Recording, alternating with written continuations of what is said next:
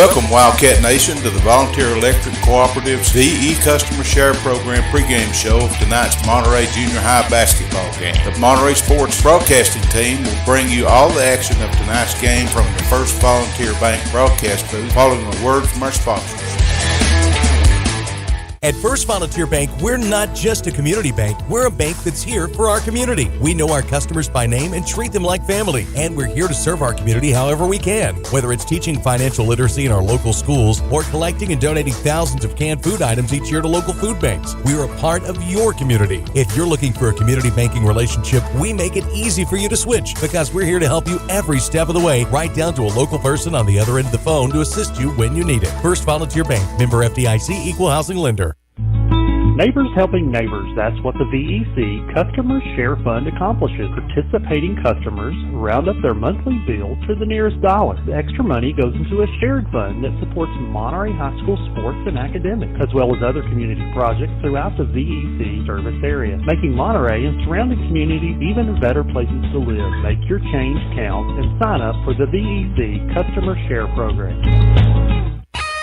IDK Cafe, located at 124 East Commercial Avenue in Monterey, are proud supporters of the Wildcats. Check their Facebook page at IDK-CAFE for an up-to-date menu as well as daily specials, with their newest menu item being the Wildcat Burger Combo. They're open Wednesday through Sunday from 6 a.m. to 2 p.m. and reopening Friday and Saturday nights from 4 p.m. to 10 p.m. Jenny and her staff would like to encourage every Monterey student to be the very best they could be at academics as well as athletics.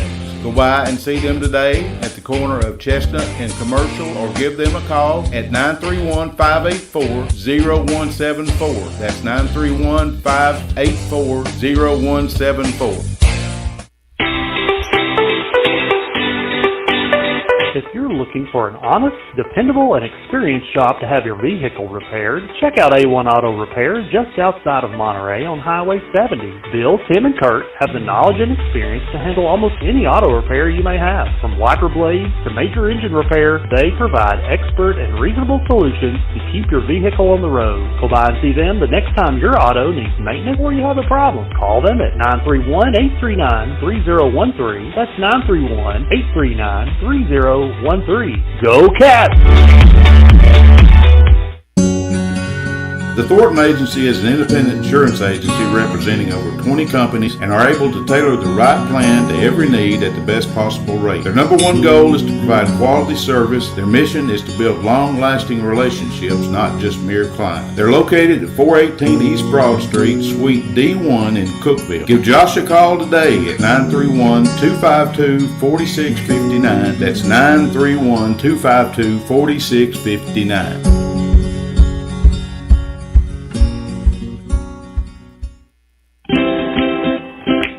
At Monterey Drugs, our focus is upon you. You're not just a number, you're our neighbor. We'll get to know you so that we can give you the personal service you deserve. Monterey Drugs is your hometown pharmacy. We're a proud sponsor of Monterey Sports. We're located at Elmore Street, right next to the Dollar Store. You can give us a call at 931-839-6777. That's 931-839-6777. We're wishing the best for Monterey High School sports and academics. Go Wildcats!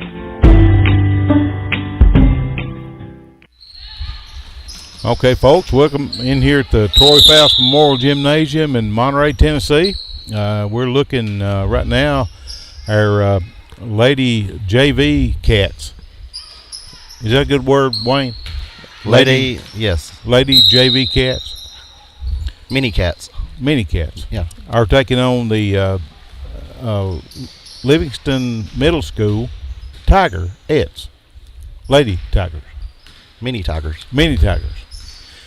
And we're trying to get our pregame show up and going, and this is the it hadn't been a few hours ago we was bringing the Sail Creek Monterey High School Wildcats first round playoff game.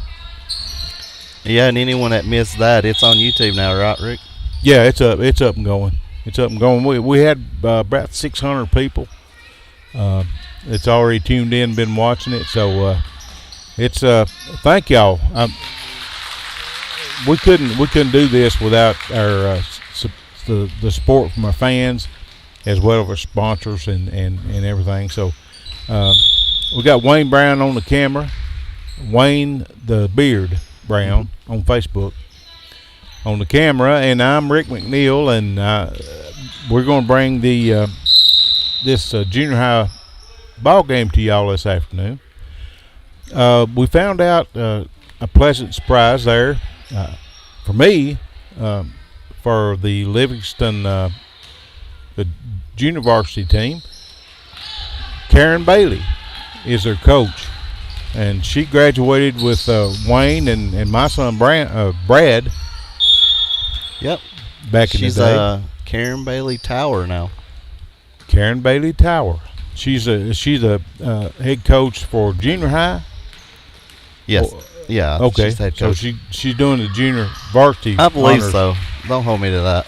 right now. So anyway, she helped us out with getting some rosters and stuff for these young ladies. Starters for the Tigers is Abby Tower. Guess whose girl she is? Number 12. Yeah, it's not like she's a spitting image of Karen. When you look at them, they're about to be next to each other over It's here. almost twins, yeah. Wayne's got them up there on the camera. Yeah, there's no resemblance, is there? No, not at all. She's a mini-me right now. So let's see. Abby Tower, number 12, starting. Mackenzie King, number 22 for the Tigers. Lexi Hammett, number 2.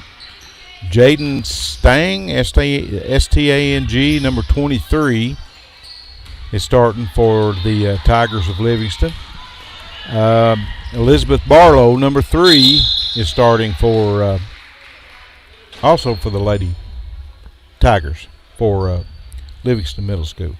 And so our Lady Wildcats, number 13 right there at the line is Kaylee Robertson, shooting foul shots.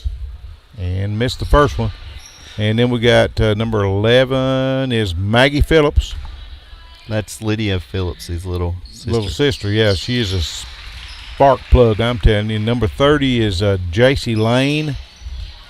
Number 44 is, help me out with this, Gigi Lara. And number 32 is Lee McCormick for the Wildcats. And there's a 3 in there by number 22 for Livingston. Extended her lead to 7-1. There was 6 minutes and 42 seconds left to go in this first half. I think they play halves. 2 10-minute halves. And number 11, Maggie Phillips, a little 5th grader. Yep, she's a 5th grader. She's same in grade as Tanner. Tanner, I thought he's a 2nd grader. Nah, he's 2nd grader going on 5th. I'm just picking at him. He knows that. We got some good kids coming up for sure, folks. Yeah, we do. Here in Monterey sports for sure. And it's good to see Monterey parents with their Monterey kids now. You know, keeping it in the town.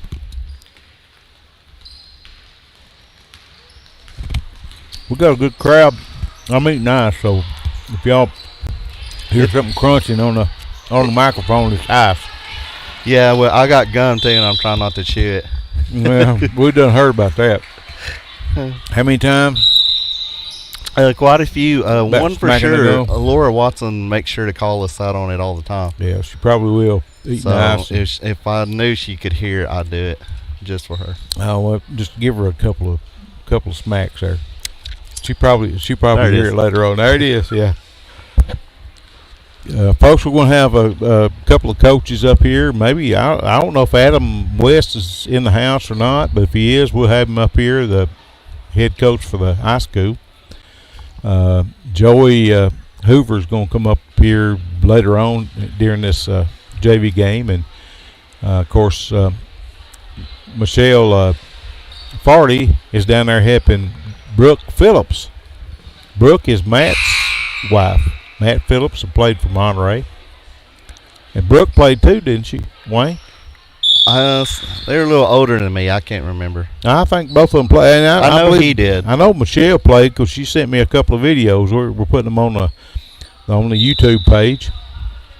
We got some subs coming in from Monterey, number 42, and I don't have her on the roster. I think it was That's she a was little 42 is a. If you got it over there, I know.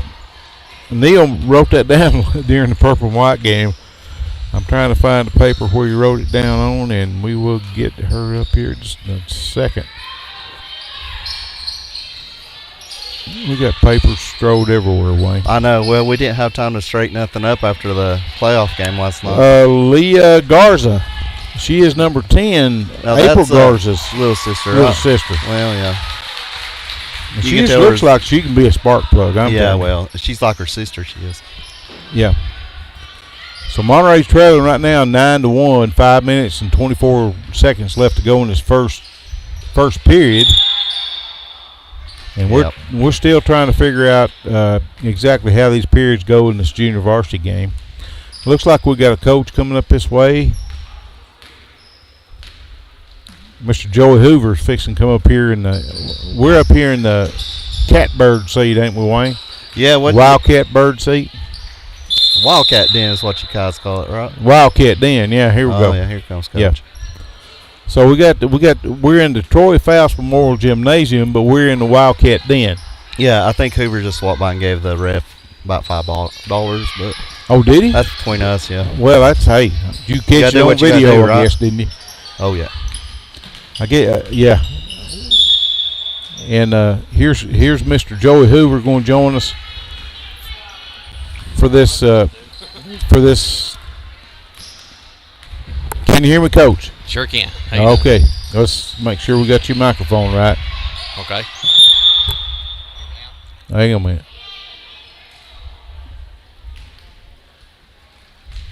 Okay. You hear me now? Yes, sir. How about that? All right. That'll work well. People gonna start smacking me if I start grabbing them microphones and stuff. These things are sensitive. You almost have to eat them microphones to get them to work right. So we've been trying to bring the folks up to speed here, Coach. Okay. And Livingston JV Yeah. looks like a high school team. Well, just a little bit. Close. Well, and if you look over at their bench, that might be some of their varsity playing too, and that's okay. That's all right. There's nothing wrong with that. Yeah. Well, we got a Wildcat alumni over there that I didn't realize it till Wayne told me. Karen Bailey. Karen Bailey, yeah, that's her. Sure Yep, is. she graduated with Brad and my Brad and Wayne Beard Brown on the video over here. So Yeah, that's right. I forgot her. Yeah. Okay. I didn't realize that's who she was. She helped us out with we got rosters Okay, good. That's a good deal. wrote out here. So and we got the men's rosters is going to be up here just before the or boys rosters before the game starts. Good. Maybe we get all that taken care of so you at least know who's on the floor. Yeah, exactly, and that's what we try to do. We let's see, the Lady Tigers hadn't changed their lineup hadn't, but Monterey's been subbing Off and on. quite a here and bit. there. Yeah, Mm-hmm. Yeah, they got Alyssa Phillips in there now. I don't know who she took the place of. Alyssa Phillips. Alyssa, yeah. 23. That's my. Oh, okay, daughter. okay, yeah, I see her now. Sorry about that. We're up on it. It's getting warm in the gym, and Joe had to take off his Had to take off the sweaters a little bit here. sweatshirt. Yeah. Up here behind the rafters, we had a little heat up here too. Does that mean we're in the hot seat, maybe? We're in the catbird seat. Oh, Actually, okay. Yeah. And we've nicknamed this. Of course, we've got Troy Foust Memorial Gymnasium as a whole, but we're in the Wildcat Den. Wildcat Den, that's right. Yep. Yes. Yep. And beware when you come into the Wildcat Den, for sure. It's a place people should fear from now on. Yeah, exactly. Yeah, sure. And it's been that way ever since this has been built, for sure. Oh yeah, you're right. Folks, if you hadn't been over and saw a game live, you're missing. I mean, we're sitting almost in a college gymnasium. Just about. Well, it's just 94 feet, so it's NBA and college too. So yeah, Sitting like in a it's college stadium of stadium seating. Yes, I'm sorry. right, and then of course then you got the recessed floor Mm-hmm. that's in here. It's awesome, folks. You need to come out and check it out for sure. Well, And there's a 2 up there by number 22. 22. Mm-hmm. Joey, do you know how many this seats? It's on the outside. I think it's. I'd hate to guess. It's on the plaque outside the door right down yonder. I forgot how many there were, and of course we got not really restrictive seating right now because of COVID, but we're supposed to be social distance. As you can tell, there's not enough really in here to do it right now, so we're good. Either way. But maximum, I think we had every seat filled. The last time that the high school played actually in here was against Fayetteville, the sub-state wasn't it? game. Mm-hmm. That was a rowdy game. Yes, it was. But we got the win and went to the state, but unfortunately did not get to play. Well, that's that was not fair at all. So No, it wasn't. yeah, it's Well, over with. We're gonna have to go. We're gonna have to Yeah. go on with the program, guys. Especially looking back. Now. Looking back, yes. Had a Yeah. good shot at winning and taking that gold ball home, too. But Yeah, absolutely. We had the number 1 team in the state to play them right off the bat. Now, I think our boys could have played with them. I do, too. Well, you guys talk about Fayetteville. Their mode of operation Uh-huh. was to slow the ball completely down and stop the thing. Yes, I mean, it was. Wildcats coming in, they were averaging over 80 points a game. Mm-hmm. Wound up being, 40 to 44 or something like that. Right there. Yeah, right there. Yeah. Mm-hmm. But we played their own game and beat them at it. That's right. Nice little spin move there in 144. Yeah, it was, yeah. Tigerettes. Or Lady Tigers, excuse me. Well, I've called them Lady Tigers, Tigerettes, and, and I think everything. So, I think at one time years ago they were Tigerettes. well, it's kind of hard for me when you talk about Livingston to say Tigers. Yes, you're right, because high school team's Wildcats. So Wildcats or Lady Hogeye, Wildcats. depending on where you're Oh, from. true. Yeah, Very true. If you're from Rickman, it's Hogeye. Exactly right. Yeah, mid Coach Childers had a route about that up there at the press box the other night. So he's not from Rickman. I am. Yes, true. It's just like Burke Panthers. Like Yeah. Mhm. The little Wildcats. it's hard to say that. Very true. And when we chose that name when we started school, 21 years ago, just as sort of a step up. When they go to the high school, becoming a Wildcat, you're a Panther first and Wildcat next. So, and now we're all back to Wildcats again. So Yeah. Abby Tower just made that 2 points in the paint there, and that is that's Karen Bailey's Bailey Tower's daughter. She's the coach there is she the coach for the varsity and? I don't know. I'm not sure. Okay, we'll find out. We'll find out in here in a minute. You're right. Yeah, we got now. Explain here, Coach. How's these periods? How do they work for JV? They have 2 periods, or? Mm-hmm. Yeah, and we played.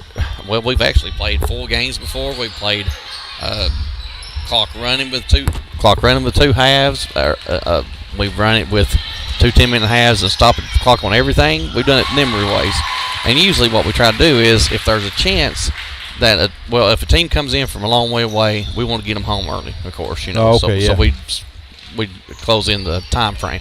Well, if they're really close, like at Wells and stuff, we'll probably stop it on everything and go 4 quarters. But of course, it's Saturday afternoon. We try to get them here and get gone because I know everybody wants to go home and watch college football here tonight. Weekend, yeah. Yeah. And yeah, your weekend. You're right. You're right. So Tennessee's playing Arkansas later on. Yes, It's they are. 7:30.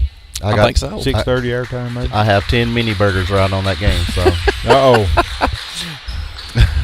When there's food involved, Mr. Wayne is I'm very serious. I am. Yeah. He's a growing boy. He got to. Folks, you can tell we have a big time up here doing these games. Coach, did you bring your? I didn't, but I need to. I'll get one of those here. Get it in a minute. Okay, we'll talk about. We had a couple of games that we didn't actually get to broadcast. We're going to catch all the folks up for that. Okay. And maybe highlight some of the players. You got a horseful little team. Well, we do, and I'll keep emphasizing that in practice and things of this nature. But we haven't gelled together yet. If that makes sense, we're still a little bit individual, shall we say, but we're getting there, and that's a good thing. Well, I mean, you hadn't been to practice a lot, have you? No, because we've of had COVID? so many games and COVID. Yeah, you're right. And then we have to always wait before for football to be finished before we can start because got so many players that plays on football. Yes, and there may be a few 5th and 6th graders together, and I guess I could. However, usually, quote unquote, they'd be in junior pro football, so or travel baseball or something like that. And I didn't really want to take away from that. And Coach Bowles and I could have started early, sure, but we thought, okay, let's just get them all together. That way, we can start coming together as a team from 5th through 8th and go from that nature. So right. Well, and you got so many games too in basketball games. I mean, you can where it comes into play is at the end of the season during the tournament. Is that correct? That's exactly right. And we try to play as many as we can. The first 9 weeks, get those in because most of the time our county tournament is the second week in January. So we think, okay, let's get all of our tough teams out of the way at the first start of the season, and start playing those teams that we can compete with the second half, and that would give us a better shot at winning or make at least a dent in the play. We'll be competitive, yeah. We'll be competitive in the playoffs. So that's a big difference between football.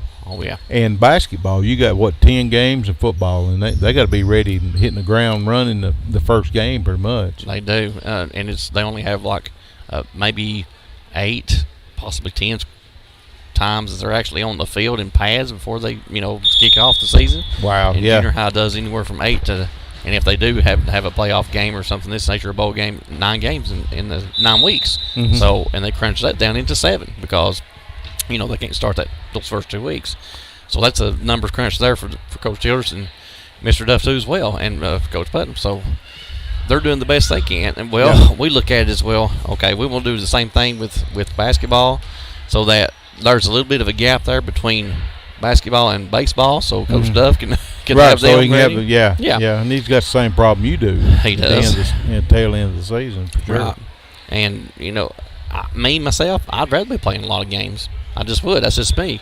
Sometimes we play 2 and 3 games a week, and then of course this is a Saturday afternoon game that we had to reschedule because of COVID or something of this nature.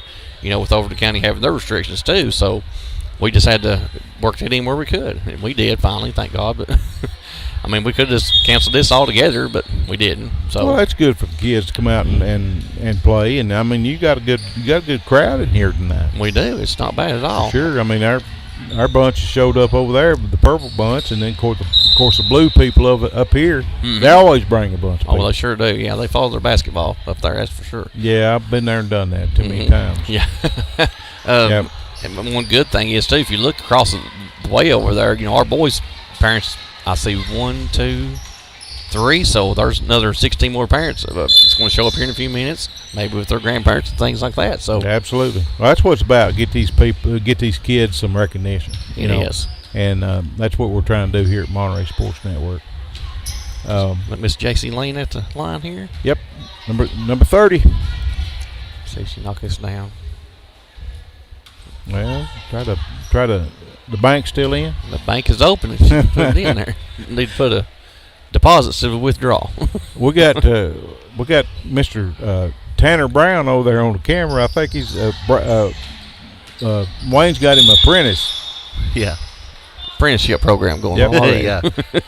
He's serious. Look at him. It's a work program. Yeah.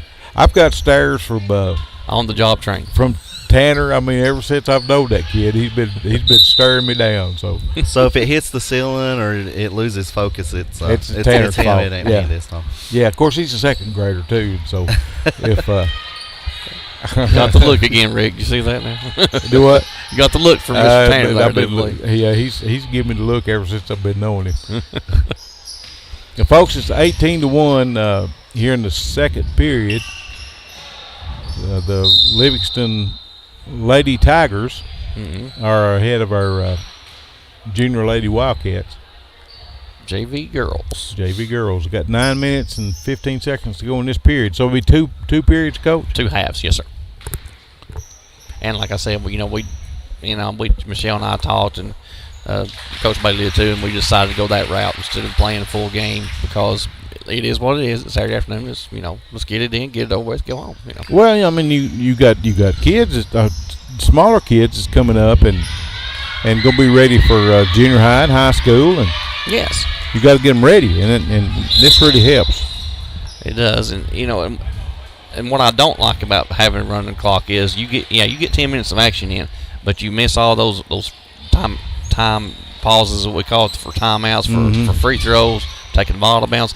Those are all the fundamentals they need to learn as well. When to box out, when to do this, and when to do that. So yeah, we decided to stop the clock that way too. So it's when it's out of bounds there, it stopped the clock there. Yep. Yes, sir. 8:54 to go in the second period. Look at that shot. I tell you what, to be a JV team, those Lady Tigers they get the stuff, don't they? They sure do. Well coached team right there, it seems like. Yep. Well, as we said, we got a Monterey alumni over there. Oh, Miss Lane missed a shot there on baseline. Miss Karen Bailey.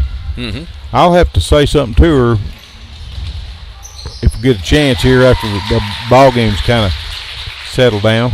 Okay. Here comes Michelle. Once she comes, yep, she's coming up here. Yep, she's going to give us a little bit of insight the last couple of games that we hadn't that we didn't actually get to cover. Yep. Yeah, we're going to get her mic'd up here and get her ready to go.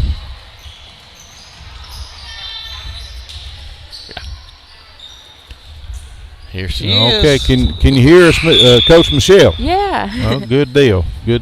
I may have to boost your microphone up a little bit. You're a little bit soft-spoken. Yeah, I know. That's all right. I'll keep on messing with you. Have you ever heard of a coach, though, being soft-spoken? We have now. Durwood Vaughn was, if I remember correctly, was he not? Yeah, I didn't hear him say much at all. Larry Lever did a little bit here and there, but they kept quiet most of the game too. So I know you're strapped for time, Coach Michelle. Fill us in on the last couple of games. Now we broadcasted the last broadcast game that we had was Wilson game, and so what we got? We got Red Bowling. Yep. And we got Prescott. Yep. Can you fill us in on how them games turned out? Yeah. And so for Red Bowling, we pretty much stayed with them the whole time. We were always ahead by like 2 or 3, 4 points. Basically what pretty much made us lose that game is we had too many fouls. We had probably 3 or 4 that I think ended up fouling completely out. At the end, they ended up getting up by 6 or 7 points, and that's how much they won by. We had a girl foul out, and then she turned around and got a technical, so they, of course, made 4 of those free throws. And then I had one girl foul, and they ended up, I wish they'd make one. almost. But anyway, so then I had another girl foul, and their team shot the first free throw and made it, and then the second free throw, one of mine stepped over the line. Of course, she made that one, and they counted it, and then let her shoot a third one. So that's basically how they got those points to beat us by. But I know when they come here, we're going to give them a run for their money, and maybe the refs will be more on our side. So. Well, that's what I was going to bring up. I was waiting for that. I was just pouncing on that because we've all been to Red Bowl, and we know how it is. Yes. I think they were afraid. They knew we were going to beat them, and they needed to do something. The gym is about like it's worse than a being in the pro. box. I mean, it's like it's crazy to play over there. Number 23 made one. Alyssa Phillips. It sort of resembles the old Wilson school to me a little bit. It was. It's real close to Wilson. Of course, back when I was playing, it was with Allen's gym. Oh yeah, y'all ever remember that? Put your foot up against the wall, ball out of bounds. If you do a layup, you go get killed. You get thrown into the wall because the wall is right there. So, Michelle, you girls going up there, and it was 37-31. Was that what it was? Yeah, I think so. Yeah, I think that was the final score. So if you go to Red Bull and you lose by 6, the ref pads it by 10, so you won by 4. Yes, it makes sense. Won. Yeah, cause they took advantage of the free throws. I think they hit 24 of 31 free throws. Yeah, so right. If they were a bad free throw shooting team, we wouldn't have lost that either. And how many fouls they have? Did you say 31 fouls? That's how many free throws they got to shoot. So wow. We fouled a lot. Been there and done that. Hey, Michelle, number 44, how do you say her name? Is it Gigi? Yeah, Laura? Gigi Laura. Gigi Laura. Okay. I like how she just got a rebound and basically picked up a girl, swung her around. And then we got number 33 that's going to come in later on. Now, she told us, but how do you pronounce her name? Oh, Heidi Mazarigos, and she is actually not here. She is sick today. Oh, okay, thank you. Mazarigos. Some Mazarigos. Yes. We'll get that. And then, let's see, Nevaeh Feinstein. Mm-hmm. Yeah. Well, I had to keep old correct the deal She basketball game. Yeah, there she is. She's ready for me to go down there. Okay, well, we just one more second. We got Prescott now. Y'all beat them down there on their home court, Yep. right? And we had a 20-point lead until the fourth quarter, and then we kind of got a little bit ahead of ourselves. I think they were trying to rush it too much, and we made a lot of turnovers and a lot of bad passes. So that's how they were able to get back in the game. But So your girls was rusting a little bit, and well, they were a little bit tired the whole game. I got on to them. They just were going in slow motion. I feel like we should have kept the 20-point lead. And that's how many points we should have beat them by. so how many games did you have before you got into that game? How many was that? 2 right before you had that third one? I think so. I think it was a three-game week, if I'm not mistaken. It was, yeah. So they were a little bit Tired. They're tired. Heck, it was as old as I am. I couldn't ever make it to halfway through the second game, let alone the third, for sure. And that was first full week of schedule, so too, you got to right. So one more thing here, Michelle. Y'all are what, 3-1? Yeah, 3-1. That's good. 3-1 going into this short season. Young season, Yeah. so we're looking forward to it. It's been so fun. Wayne, has it not been a ride? I've enjoyed it. You've been at all of them. I've been on the receiving end of some of the posts. I and think stuff. the Prescott game surprised me a lot. I tell you what, watching them in that purple and white game, it don't surprise me nothing. Nothing don't surprise me They're anymore. tough ones. I'm telling you. Hopefully we can give you a good show in a minute. Well, you will. Thank you, Michelle, for coming up here and sitting with us. Thank you. Okay, bye-bye. Had a girl, Alyssa Phillips, with the block there. Here comes Kaylee. There it is. Allie Robertson. There it is, up and good. Monterey's closing the gap there a little We bit. get double figures for the end of the half here. And is this half or the game? With the game, yeah, second half here, actually. So it'll be 23-9. Livingston Lady Wildcats, Lady Tigers. Lady Tigers are ahead of our Wildcats. I think they finally put their little girls in. So 3 minutes and 13 seconds to go. Number 13 up, no good. Gets her own rebound, almost in, and Livingston knocks it out of bounds. Monterey ball. Monterey ball under their own basket, looks like. Alyssa's throwing it in. There it is, Maggie. Oh, yeah, almost stolen. Monterey ball again. Number 41 for Skelton. Good pass. Leah McCormick, 2. Up and good. Shot. There you go. Broke that double shot. figure. Double figures, good. 23 to 11. We have 2:40 to go. We got a message coming in from none other than Neil Markham. Oh, the illustrious Pat Summerall. Nobody cares. Summerall, yeah. he's in Atlanta. He's wanting to find out what's going on up here. Said you guys got a signal to broadcast. I'm gonna say nope. There's Callie again with the layup. Oh man, needs to get a little bit of better angle there. She's going straight in. That's what's throwing her off just a little. There's Miss Maggie. There's your shot. Lee McCormick, the rebound. 23. Alyssa Phillips. Alyssa Phillips.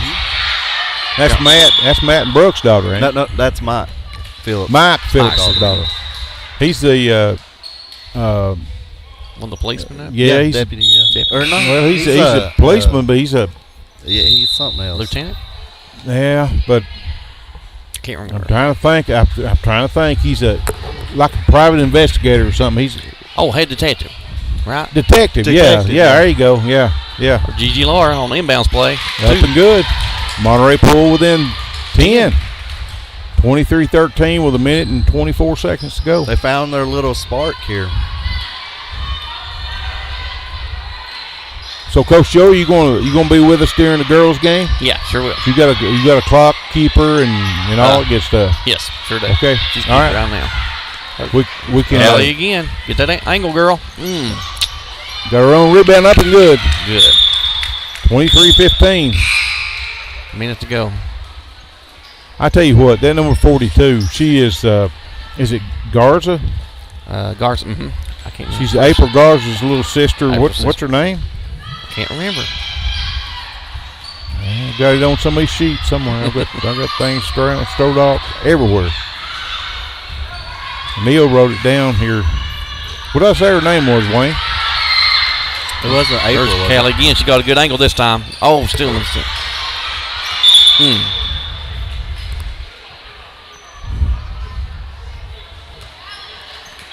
Coach Brooks going to have to work with her a little bit on her layups there.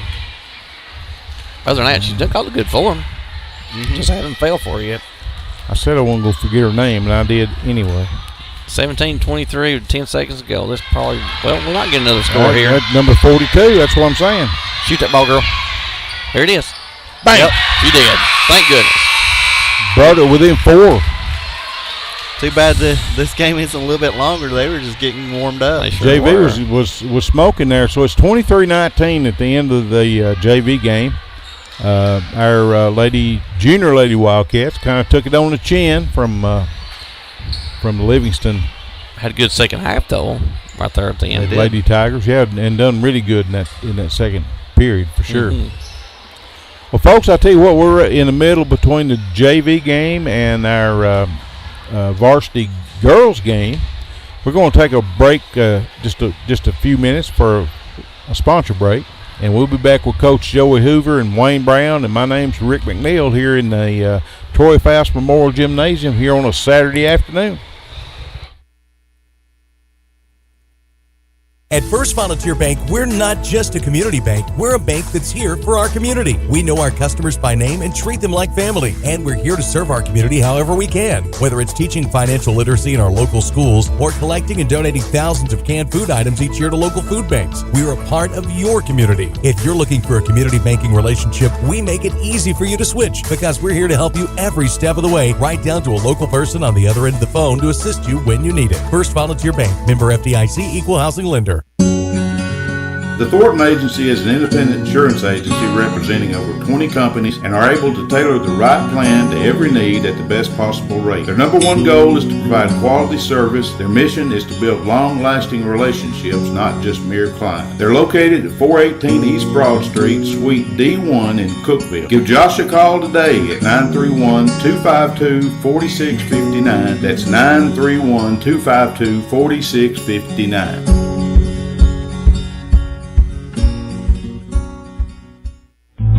Neighbors helping neighbors, that's what the VEC Customer Share Fund accomplishes. Participating customers round up their monthly bill to the nearest dollar. The extra money goes into a shared fund that supports Monterey High School sports and academics, as well as other community projects throughout the VEC service area, making Monterey and surrounding communities even better places to live. Make your change count and sign up for the VEC Customer Share Program.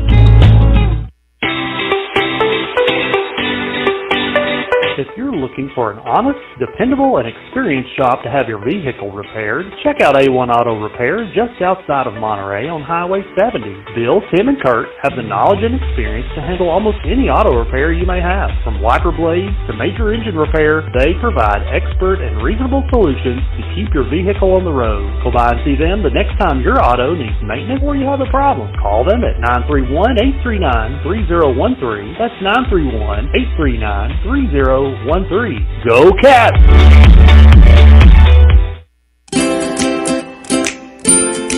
At Monterey Drugs, our focus is on you. You're not just a number, you're a neighbor. We'll get to know you so we can give you the personal service you deserve. Monterey Drugs, your hometown pharmacy. Proud sponsors of Monterey High School. Located on Elmore Street, right next door to the dollar store. Just give them a call at 931-839-6777. 931-839-6777. We're wishing the best for Monterey High School sports and academics.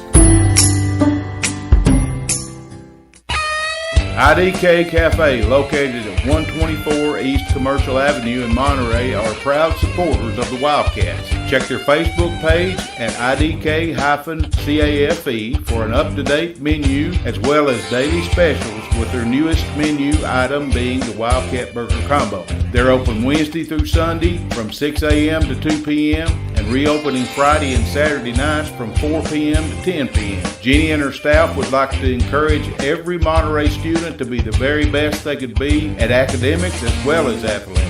Go by and see them today at the corner of Chestnut and Commercial, or give them a call at 931-584-0174. That's 931-584-0174. Okay, Wildcat Nation, welcome back in here to the Troy Foust Memorial Gymnasium. We're getting ready for our junior high Lady Wildcats to take on the Livingston Middle School Lady Tigers, Coach Joey. Yeah, this should be a good matchup for both teams here today. Both of them have been playing well. Watched a couple of games from LMS on Facebook, on their Facebook page the other day. They're looking pretty good right now. Of course, our girls are playing real well. They're 3-1, I think they said. So 3-1, yeah. So they're scoring a lot of points, playing good defense. Their traps is working. Their press is working really, really well. So they're getting a lot of their points too inside. So if they can hold these girls down, then we should be good to go. Yeah, I noticed that at was it Prescott that they their press, man, Prescott couldn't do nothing with them. No, couldn't hardly handle it at all. And they run sort of an outstretched 2-2-1, and she'll change up sometimes and go into a 2-3 extended zone. So, I mean, she's got a couple of ways she can run it, and the times that she has and the times it's worked, it's been really, really well. So we see a couple of the Wildcat boys going down there and get dressed out. Mm-hmm. And again, we talk about the coach for the Lady Middle School Lady Tigers, Karen Bailey Tower.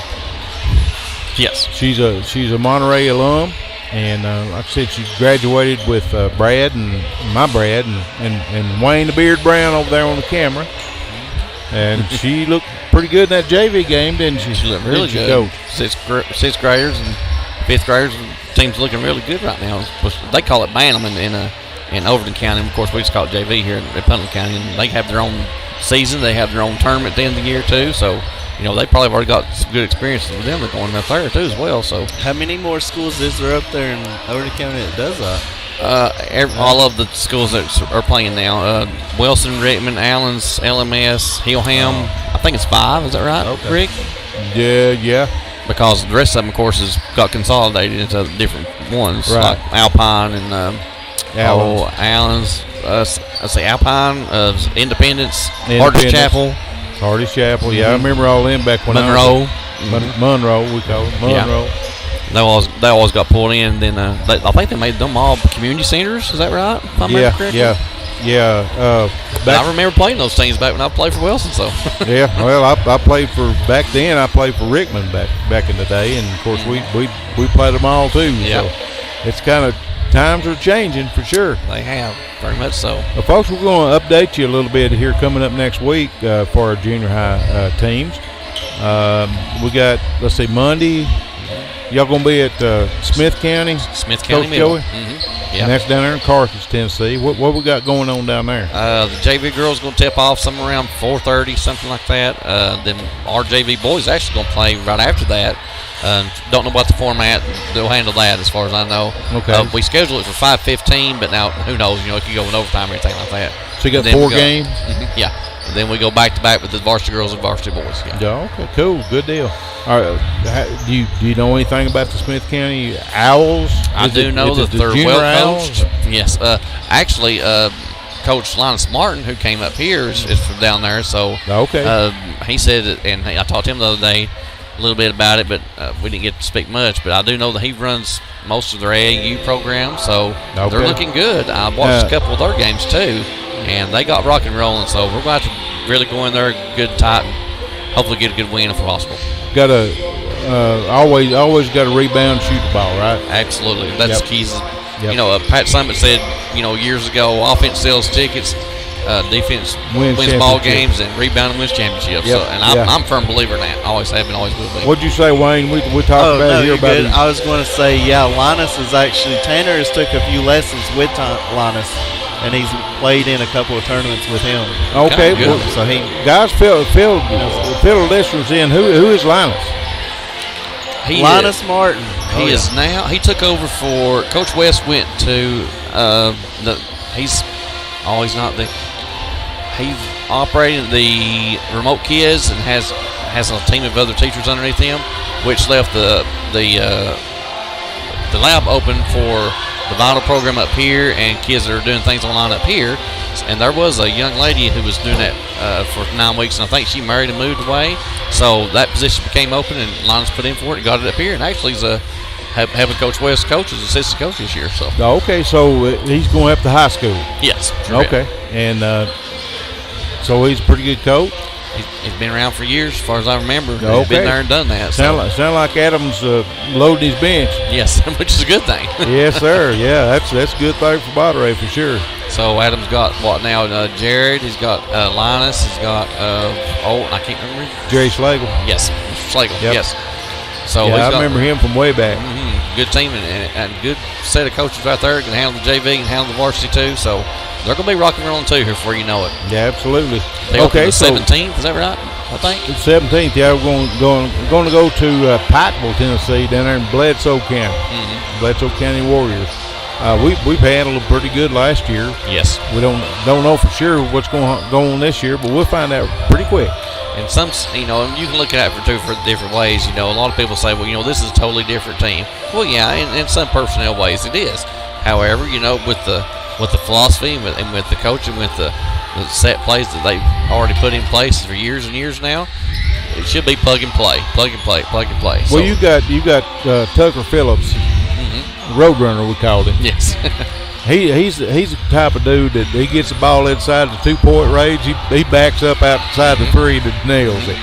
So you got a 3-pointer shooter right there, and then you've got Downtown Jones can handle the ball. Yes, he can. That boy Very is good quick. ball handler. Yes. He is fast. We saw that on the gridiron last night. Yeah, they couldn't stay with him. But of course, Sale Creek had some speed, but they could not keep up with him. And then No. you got LT in the paint, and that boy's lost some weight. And he's gotten faster. He's got fat, but he's got bigger. Lord, Yes. he's a lot taller than Yes. Silas is now. Yes. And the other counterpart to him is Silas Randolph, the Hammer. Who has improved his outside shooting. I've seen him play here practicing the other night.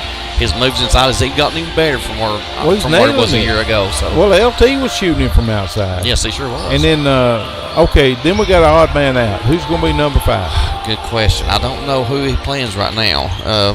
Would it be Chandler? Very well could be. What about Byron Bullhoff?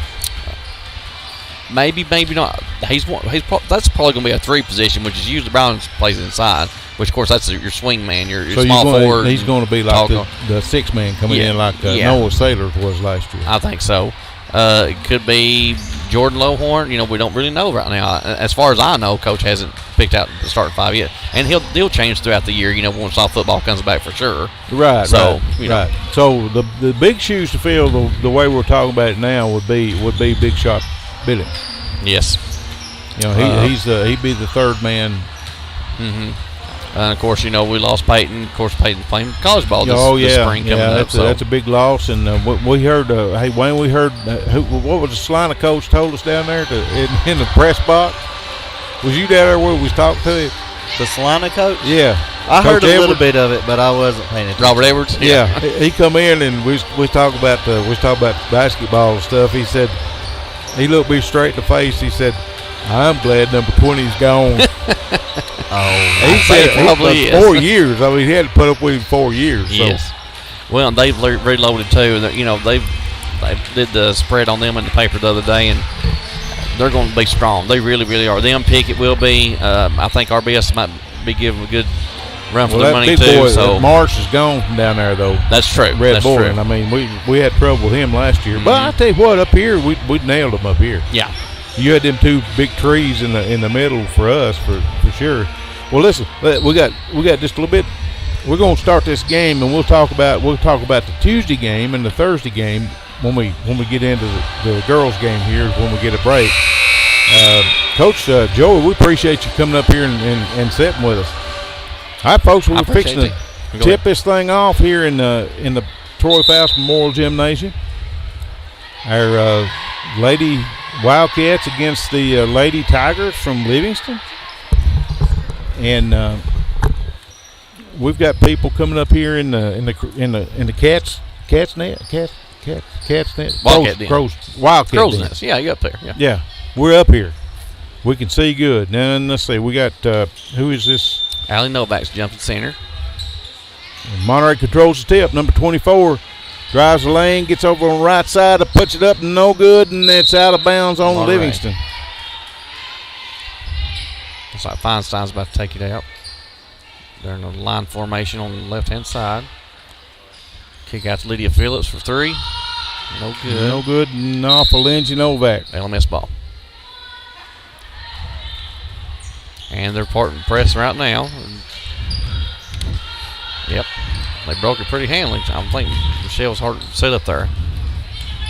You handle play-by-play there, Joey, and I'll be writing these numbers down and stuff and getting her. Pass inside number 30. She misses a shot outside and rebound. No, out of bounds to LMS again. There's steal by Monterey. Got a foul on Livingston, number 30. Was it 33? 33, yeah.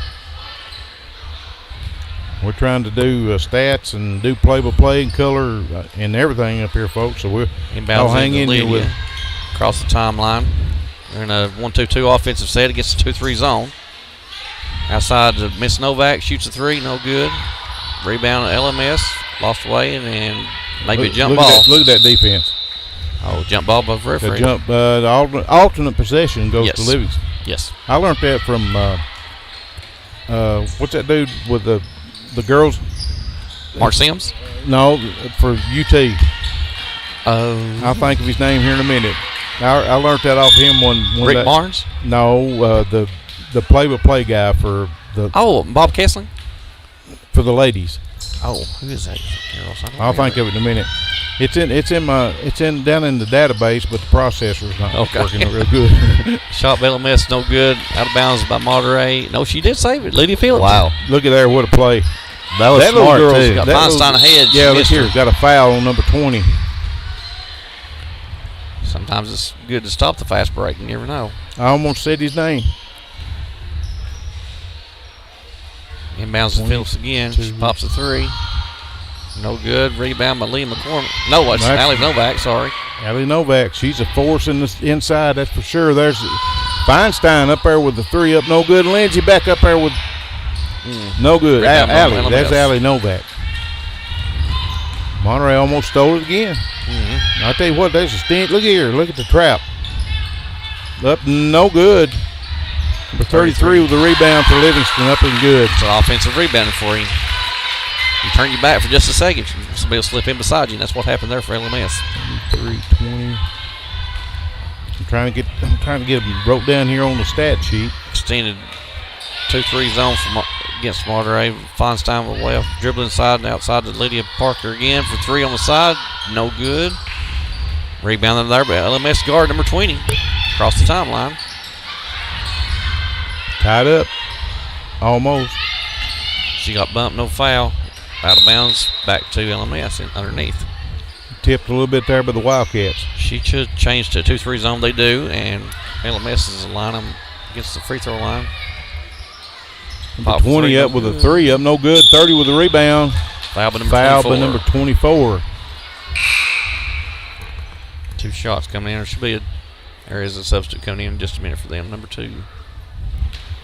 24 with a foul. Who was the other foul on Monterey? Do you know Wayne or Joey? I can't remember who it was. Up and good. Who's that, number 30? 3-0 so far. 3:51 left in the first quarter. 30 have a second shot. Up and good. Good free throw shooter right there.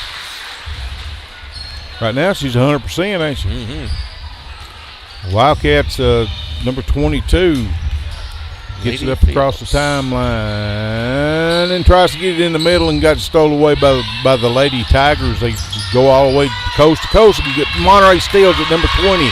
Number 22 drives the lane up and good. Monterey breaks eyes finally. Clock's not running for some reason. Clock's not running. 4-2. Monterey. There it went. Cut into the lead, and Feinstein, number 25, with a steal, and she was fouled by number 30. That's the first one on her. Monterey with the offensive rebound. Feinstein with a three up, no good. And there's a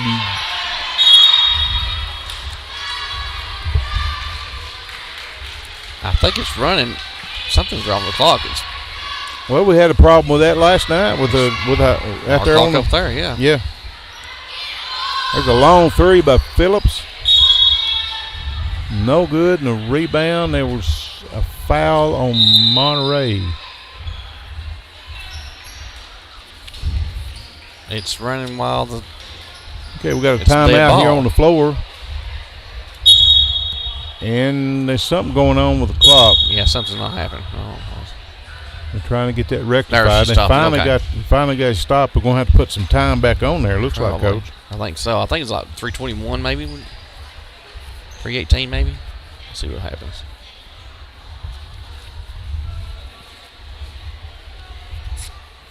That's actually the timekeeper's mom. There, Will Stamps, which is a Monterey alumnus too, usually runs the clock for us. But I think he has a birthday party today. Oh, okay. His mom Patricia running the clock for us this evening. Thank goodness.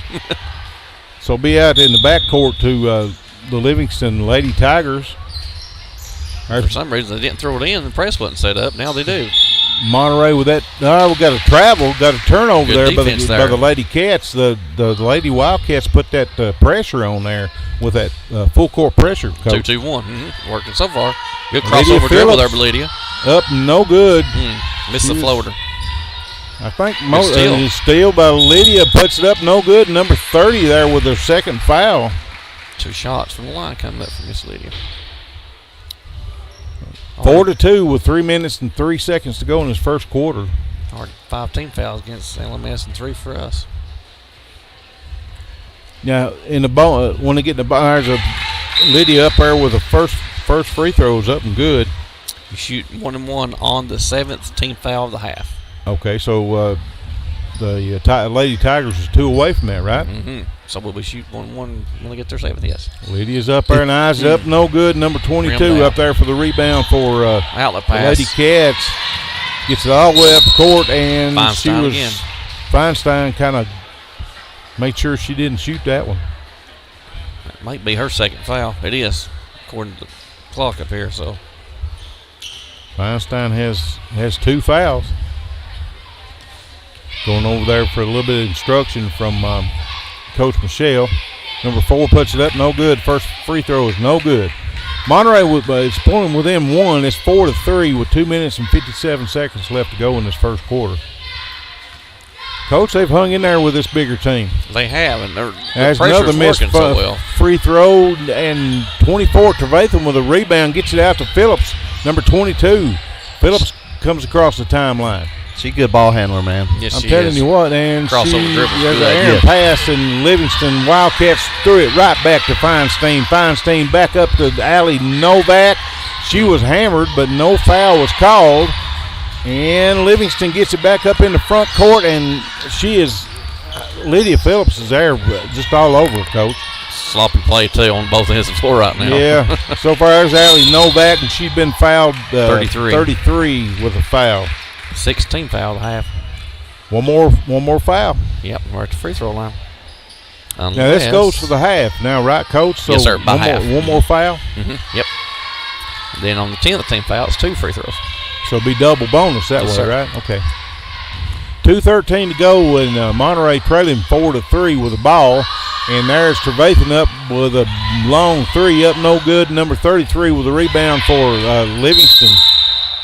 Lady Wildcats, they get it up in the front court, and there's another turnover, Coach. Sure is. That's that full court press that our Lady Wildcats have. It's working so far, and they're extending it too. They're picking off the outlet pass to one side of the floor to the other. So who was the daddy of that? That'd be Michelle first. Oh, yeah. She brought that full court pressure in there. And then there was a shooting foul on number 4 for the Lady Tigers. Allie Novak going in 1-1 now. Of course, that was a shooting foul. She missed the first one. Mm-hmm. So from now on, Coach, they'll be in the bonus. In the bonus. Be a rest of the half. Be and one. Mm-hmm. There it is, up and good. Monterey ties it 4-4 with 1 minute and 52 seconds to go in the first quarter. And Monterey's putting that pressure on. Livingston finally gets it up in the front court. 33 drives up in the lane and puts it up and good and got fouled by 21, number 21, Allie Novak. That's the bad thing against the press. Sometimes you're going to give up layups sometime or another. The bad thing is don't foul off them. And if you're going to foul, make it count. Don't give them an M1 like they just got. Feinstein takes a seat on the bench, and number 10 comes in. That is April Garza. Mm-hmm. She's a fire plug now, I'm telling you. She'll be playing the wing. Yep. There's Phillips with a rebound. Goes coast to coast. Goes up in the paint. Has it tucked away by number 22. 22 took it back up. Up and no good. Livingston there with a rebound. Comes coast to coast. Number 20 puts it up and partially blocked by number 20 for Monterey. Like I said, solving play right here. There's a little bit of traveling going on, so Livingston turns it over again. 4-6. Livingston Lady Tigers holds the lead with 1 minute and 20 seconds to go in this first quarter. Been exciting, hasn't it, guys? Yes, it has. Back and forth all the way. Got good pressure on the ball down here by Monterey, and that's what's got them back in the ball game here. Monterey gets in the front court. Garza tries to get it into Allie. Allie puts it up, no good, but she was fouled again. That's a good move in there at the paint. Good post move, little baby hook right there she had. 32's about to come in from LMS. Allie's going to the line to shoot 2. The first one's up good.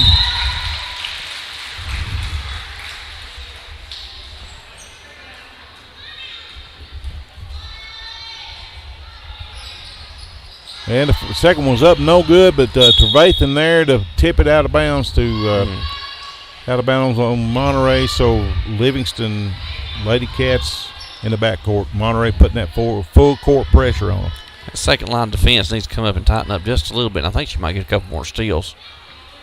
They got 33 with 1 foul. I had her with 1. They hadn't changed that, have they? No, there's a steal by Phillips on the end line, though. Back to Livingston Lady Wildcats underneath in the backcourt. Almost a steal. Those Lady Cats are quick on that press. Mm-hmm. Now, here we go. There's a steal by Trevathan, number 24. Keep your head up, see the floor. Coast to coast, and she's looking for somebody, and there was a traveling call on 24. She couldn't control right there.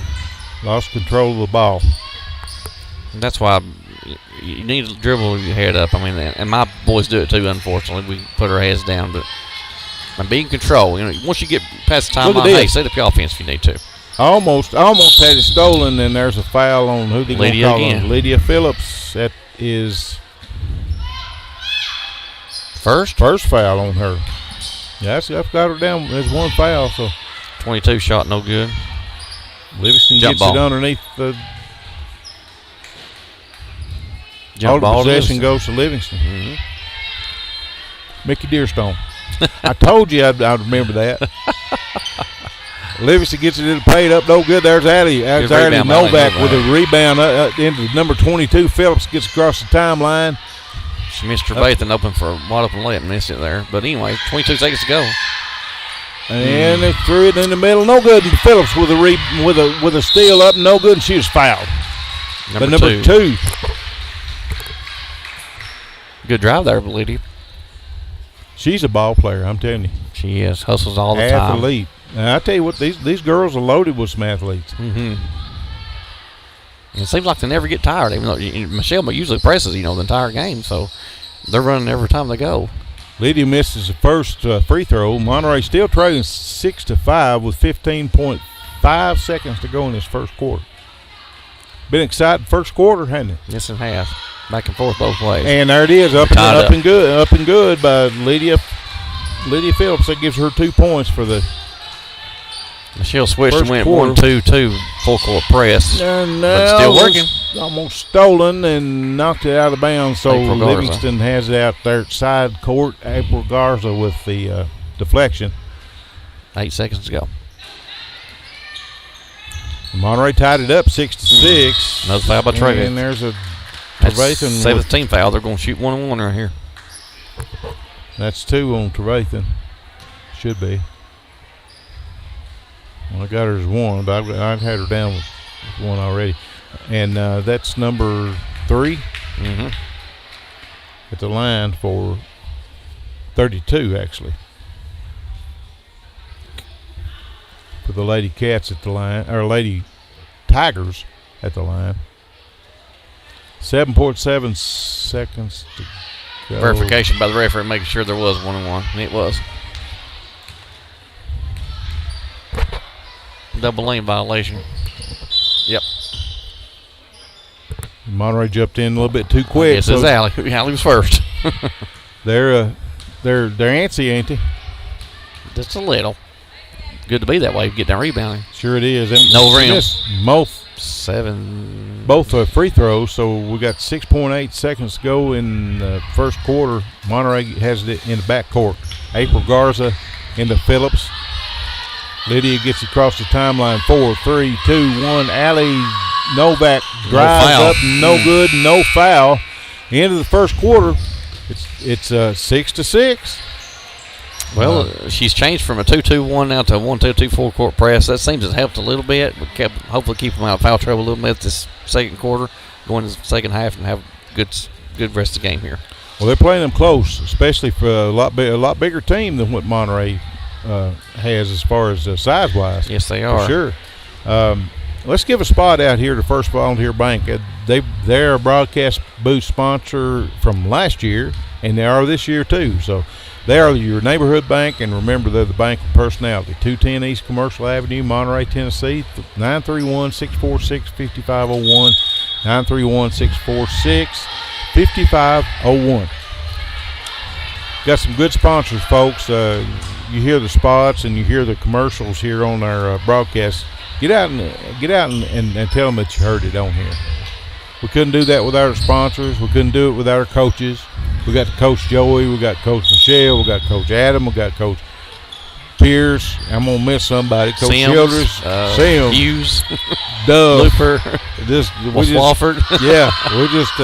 We're just blessed with how many people that's helping us. So Monterey missed a shot, and still there, but Trevathan. Steal, but Trevathan gets it into Feinstein. Good move. Tries to get inside, and she's been hammered in there, but no call. She puts up her hands like, "Come on, Mr. Referee, call that foul now." And finally, Livingston knocks it out of bounds. Monterey has it underneath their own basket on the baseline. Run that stack play on out of bounds here on the right hand side. Got it into Feinstein. Got good it look inside to Carly Wright. Oh, no good. Carly is she is Lindsay's little sister. Lindsay's sister plays for the Lady Wildcats high school team. So we're looking forward and to 1-1 from here on out, Coach. Yeah, here we go. Both teams in 1-1, and Monterey is one foul away from having the double bonus here the rest of the half. Got 5 minutes and 34 seconds to go. Score still tied 5-5. Up no good by number. Good rebound there by number 33. There's Lindsay Novak in there, and she tried to get tied up, but a foul. Shooting 2 smallest shots girl on the court, number 20, tried to tie her up. Shooting 2. 33 was at the line and missed the front end of the 1-1. So Lindsay Novak up for the rebound and got fouled on it. So she's going to the line, shoot 1-1. And it's going to be a long second quarter. We're shooting fouls most of the time. That's okay. Need to make free throws. We'll be all right. Get them free throws there. Lindsay Allie got the first one. You know, it's something that Coach West and I we drill into our boys. Hey, if nothing else, make your free throws. That's, there's no defense. You're up there against the line. It's you against the rim. Put the ball in the hole. That's, it's a 3-point. That's why they call it free throw. And she hit the second one too. So that put Monterey in the lead by 8-6. There's a 3-point miss by number 20. Rebound Monterey. Lindsay's on the line. And she's on the line when she rebounded. 33 and tries to get it in the paint. And there's that Lydia Phillips again from Monterey into Trevathan. Trevathan goes the length of the floor up and good. Good offense right there. Trevathan with 2. Monterey pulls ahead 10-6. And almost a steal, but Livingston gets it, tries to throw it into the ref, but saved it to herself. Can't really do that either. Herself, and the ultimate possession goes to Monterey. Should be. That's LMS. The arrow's pointing the other way for some reason. Yeah, going to change it up. Well, 2. I'm looking at the wrong thing. Now, who scored that one? 33 for LMS. A little baseline jumper. I give her 4 of the 8. Lydia Phillips gets it across the timeline for Monterey, gets it inside to Allie Novak. Allie tries to get inside on the baseline, and she's fouled. A 2-shot foul, won't you? Mm-hmm. She's getting a little bit below the block, and it's making her have a weird angle. If she stayed just a little bit above the block, maybe use that backboard, she'd be a little better off right there. But that's okay. So you get fouled, go to the line, or hit the line. That's on number 20. That's 2 fouls on her. It's got 10 team fouls on Livingston Middle School, being a double bonus now the rest of the half. Allie's up and good. 1 of 2. We'll take it, 50%. She's got 4 points so far of the 10. Good place for steal right here. Tries to get it inside. And there's that Trevathan again right there. Should be our ball almost for a steal. And got a all in possession. So it'd be Monterey's ball here at side court. We saw a good game so far. Monterey 11-8, 4:26 left to go in the first half.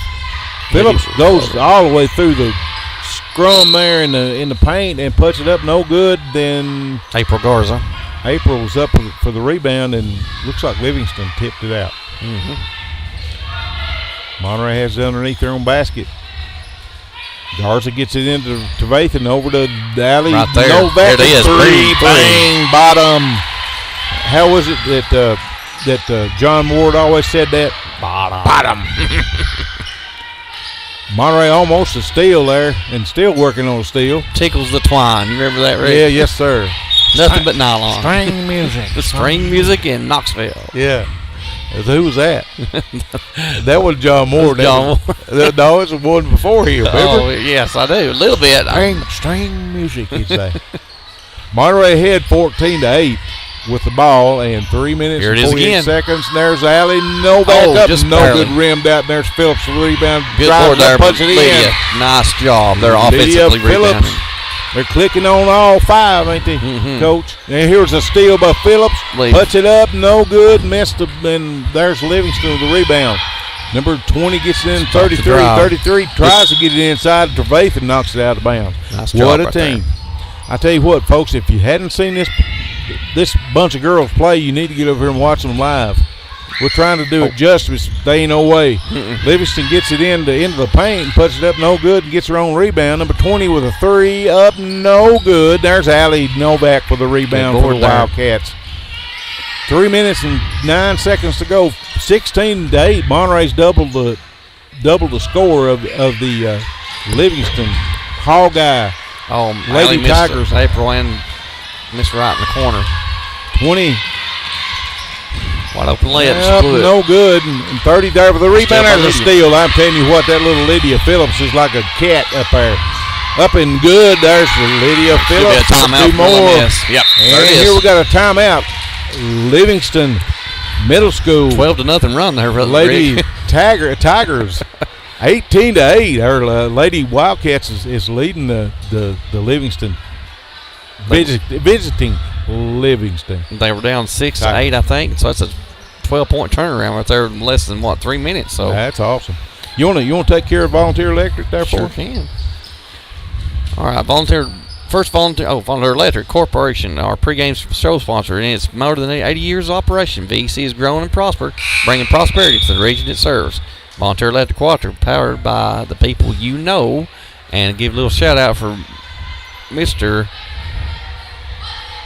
Brent Walker's dad, whose name is Tommy Walker, Tommy running Walker. the show over there. Yep, he's a good one. He's the one that helped us get our grant for the share program. Yes, sir. And, we'll tell you the way that works here in just a second. Livingston gets the ball in backcourt. Monterey's all over them. It's just 1-2-2 defense. Would you want to try to get through that full court press that the Lady Wildcats puts on? Well, it's designed well because the offside girls are playing half side. It's just they do get a few fouls here and there, but hey, I'll give up fouls every pressure day. defense. I mean, you have to have it in today's game, and they're doing it really, really well. They're quick. Mm-hmm. They're very fast. Up, no good. There's a good rebound. Garza for the rebound. Gets out of the pass. pass to Trevathan. Trevathan good to have the handle on it. There's a 3-pointer by Phillips up, no good, and there she gets the Trevathan up there with a 2-pointer, and couldn't get the call. Monterey up by 12. 20-8. 2 minutes and 7 seconds to go in this halftime. There's another steal by Phillips into Trevathan. Trevathan goes up in the lane, up no good, and where was the foul? That's what I was wondering. I thought we was playing gridiron last night. That's what I thought too. No pads or helmets out here right now. Hey, Wayne, you got to have. Don't you have to have your pads on? Go in that paint. Look here with a steal. Lydia Phillips up, no good, and Livingston comes up with the rebound. There's a steal for Phillips Wright. Again. Carly Wright with the ball gets it into Phillips. They're letting them play. Phillips into Trevathan, and finally got a foul called on number 20. Bonus time. You almost have to be an auctioneer to keep up with it. Just about, you have to. Yeah. I'm telling you. Monterey 20-8 with a minute and 47 seconds to go in the second quarter. Trevathan there at the line shooting up no good. So, Joey, at the junior high level, what percentage should kids be shooting free throws? They be about no 50, less than 60? 50, but I like for my boys to shoot 70. Of course, we haven't started 70 in a long time, but yeah, we should be shooting a better percentage than that. You're right. Got a turnover down there on the other end. And what we found, Wayne, is it's a routine they need to get into and do the same thing over and over again. Work on the weakness, get that elbow in, follow through. Once they do those things and work on it, they'll start seeing the ball going more. So yeah. There's a long three there by Phillips. No good. And Good Livingston steal, there with the rebound. Allie. And there's on the other end, Allie Novak with the steal. Gets it into Garza. Garza back across the timeline. Back to Novak. Novak has it on the right side and up there with a three up. No good. And there's Trevathan for the rebound and tried to get it to Lydia. Phillips and threw it out of bounds. So turnover will be there for the Livingston Lady Wildcats. They get it in there at side court, number 22 into 20, and she walk, but don't call into 32 up and good in the paint. camping out a little bit in there. Looks to me That's like the first score that the Livingston Lady Tigers has had in the day or 4 minutes, at least 4 minutes, yeah. Lady Wildcats has put that stifling defense on them. Mm-hmm. Phillips drives the lane, and there was a hammer in the middle of it, but there's a steal back by Phillips. No over and back for some reason. That's all right. Oh, three over here in the corner. Carly Wright.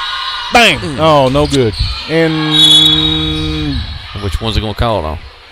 Both of them went to the floor. Oh, it called on 24. Trevathan. Oh, no, it's her third, I think. Yeah, it is. Comes Feinstein back in for Carly Wright. So both teams now for the next 43.9 ticks on the clock is in the double bonus. And Livingston is at the line. I can't see her number, but she missed a foul shot. Can't either. 20-something. We've got a great view from up here, folks, but when they turn sideways, it's kind of hard to see yes, them. Yes, it is. 22 maybe? It looks like it may be 22. She missed both. Yes, 22. Both the foul shots. There's Allie Novak for the rebound, and there's Feinstein trying to put it in. There's Phillips again with the steal, and there's an alternate possession goes to Livingston. 34 seconds here, Rick. Maybe we can get another steal. Well, it's been going, that's for sure. It don't take very long for them to steal the ball. Man press now. She switched. And it could be out on Livingston. Should be white ball. Yes, it is. There's Monterey with a steal. Actually, turnover there in the backcourt. 32 seconds to go. Monterey 20, Livingston 10. Chance to be on the lead right here. There's Phillips with the inbounds pass, trying to get it into Feinstein, and there's another. Come on, ref. What's the whistle? Jump ball, tail miss. No, to Monterey. Good. Well, that should have been Livingston, but we'll take it. We'll take it. Yep. Monterey gets it inside court. Phillips has it in the head of the key. Back over to Feinstein. Feinstein looks in. Nobody's open. Back to Phillips. Phillips over to Garza. Garza inside to the alley. Novak drives the paint up. No good. Rimmed out on her, and then Livingston knocks it out of bounds. So Monterey has it underneath their own basket. 10 on seconds. their end of the court with 9.7 seconds to go in the half. Time for a zero play. Here it is. That's one I run right here for a three. Allie Novak goes on the right side, back out to Phillips. Phillips tries to get it in to Allie with 2 seconds to go, and that's the end of the half. Monterey up 20-10. We'll be back here at halftime, and I think we've got enough stats. We could probably talk about some things. Good half there by the girls. Got about 5 minutes to go. So Monterey's up 20-10. We'll be right back after a word from our sponsor. At First Volunteer Bank, we're not just a community bank. We're a bank that's here for our community. We know our customers by name and treat them like family. And we're here to serve our community however we can. Whether it's teaching financial literacy in our local schools or collecting and donating thousands of canned food items each year to local food banks, we're a part of your community. If you're looking for a community banking relationship, we make it easy for you to switch because we're here to help you every step of the way, right down to a local person on the other end of the phone to assist you when you need it. First Volunteer Bank, member FDIC, equal housing lender. The Thornton Agency is an independent insurance agency representing over 20 companies and are able to tailor the right plan to every need at the best possible rate. Their number one goal is to provide quality service. Their mission is to build long-lasting relationships, not just mere clients. They're located at 418 East Broad Street, Suite D1 in Cookeville. Give Josh a call today at 931-252-4659. That's 931-252-4659.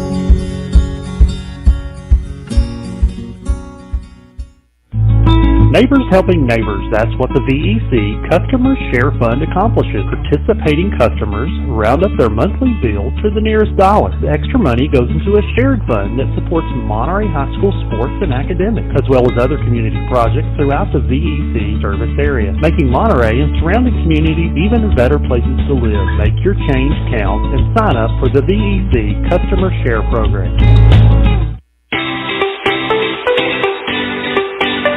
If you're looking for an honest, dependable, and experienced shop to have your vehicle repaired, check out A1 Auto Repair just outside of Monterey on Highway 70. Bill, Tim, and Kurt have the knowledge and experience to handle almost any auto repair you may have. From wiper blades to major engine repair, they provide expert and reasonable solutions to keep your vehicle on the road. Go by and see them the next time your auto needs maintenance or you have a problem. Call them at 931-839-3013. That's 931-839-3013.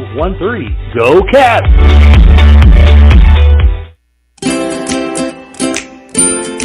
At Monterey Drugs, our focus is on you. You're not just a number, you're a neighbor. We'll get to know you so we can give you the personal service you deserve. Monterey Drugs, your hometown pharmacy. Proud sponsors of Monterey High School. Located on Elmore Street, right next door to the dollar store. Just give them a call at 931-839-6777. 931-839-6777. We're wishing the best for Monterey High School sports and academics. IDK Cafe, located at 124 East Commercial Avenue in Monterey, are proud supporters of the Wildcats. Check their Facebook page at IDK-CAFE for an up-to-date menu as well as daily specials with their newest menu item being the Wildcat Burger Combo. They're open Wednesday through Sunday from 6 a.m. to 2 p.m. and reopening Friday and Saturday nights from 4 p.m. to 10 p.m. Jenny and her staff would like to encourage every Monterey student to be the very best they could be at academics as well as athletics. Go by and see them today at the corner of Chestnut and Commercial or give them a call at 931-584-0174. That's 931-584-0174. Okay, folks, welcome back in here to the Troy Foust Memorial Gymnasium. We're trying to get our stats ready for this halftime report. Wayne, it was hard to keep up with them girls, wasn't it? Yeah, like you said, it takes the being an auctioneer, right? Just about, yeah. You definitely got to be on your toes, and you can't miss a beat. I'd be out of breath. I'd be sucking wind. What do you think I've been doing over here the last half? That's We it. got about a minute to go. We're gonna have to get on these stats. This is no order at all. I'm just going through our stat sheet. See, we got Trevathan number 24 with 4. We got Allie Novak with 7. We got number 22 Lydia Phillips with 6. The only one that we got in foul trouble for our Wildcats is number 24 Trevathan. She has 3. Well, that's pretty good considering how far they've come since game 1.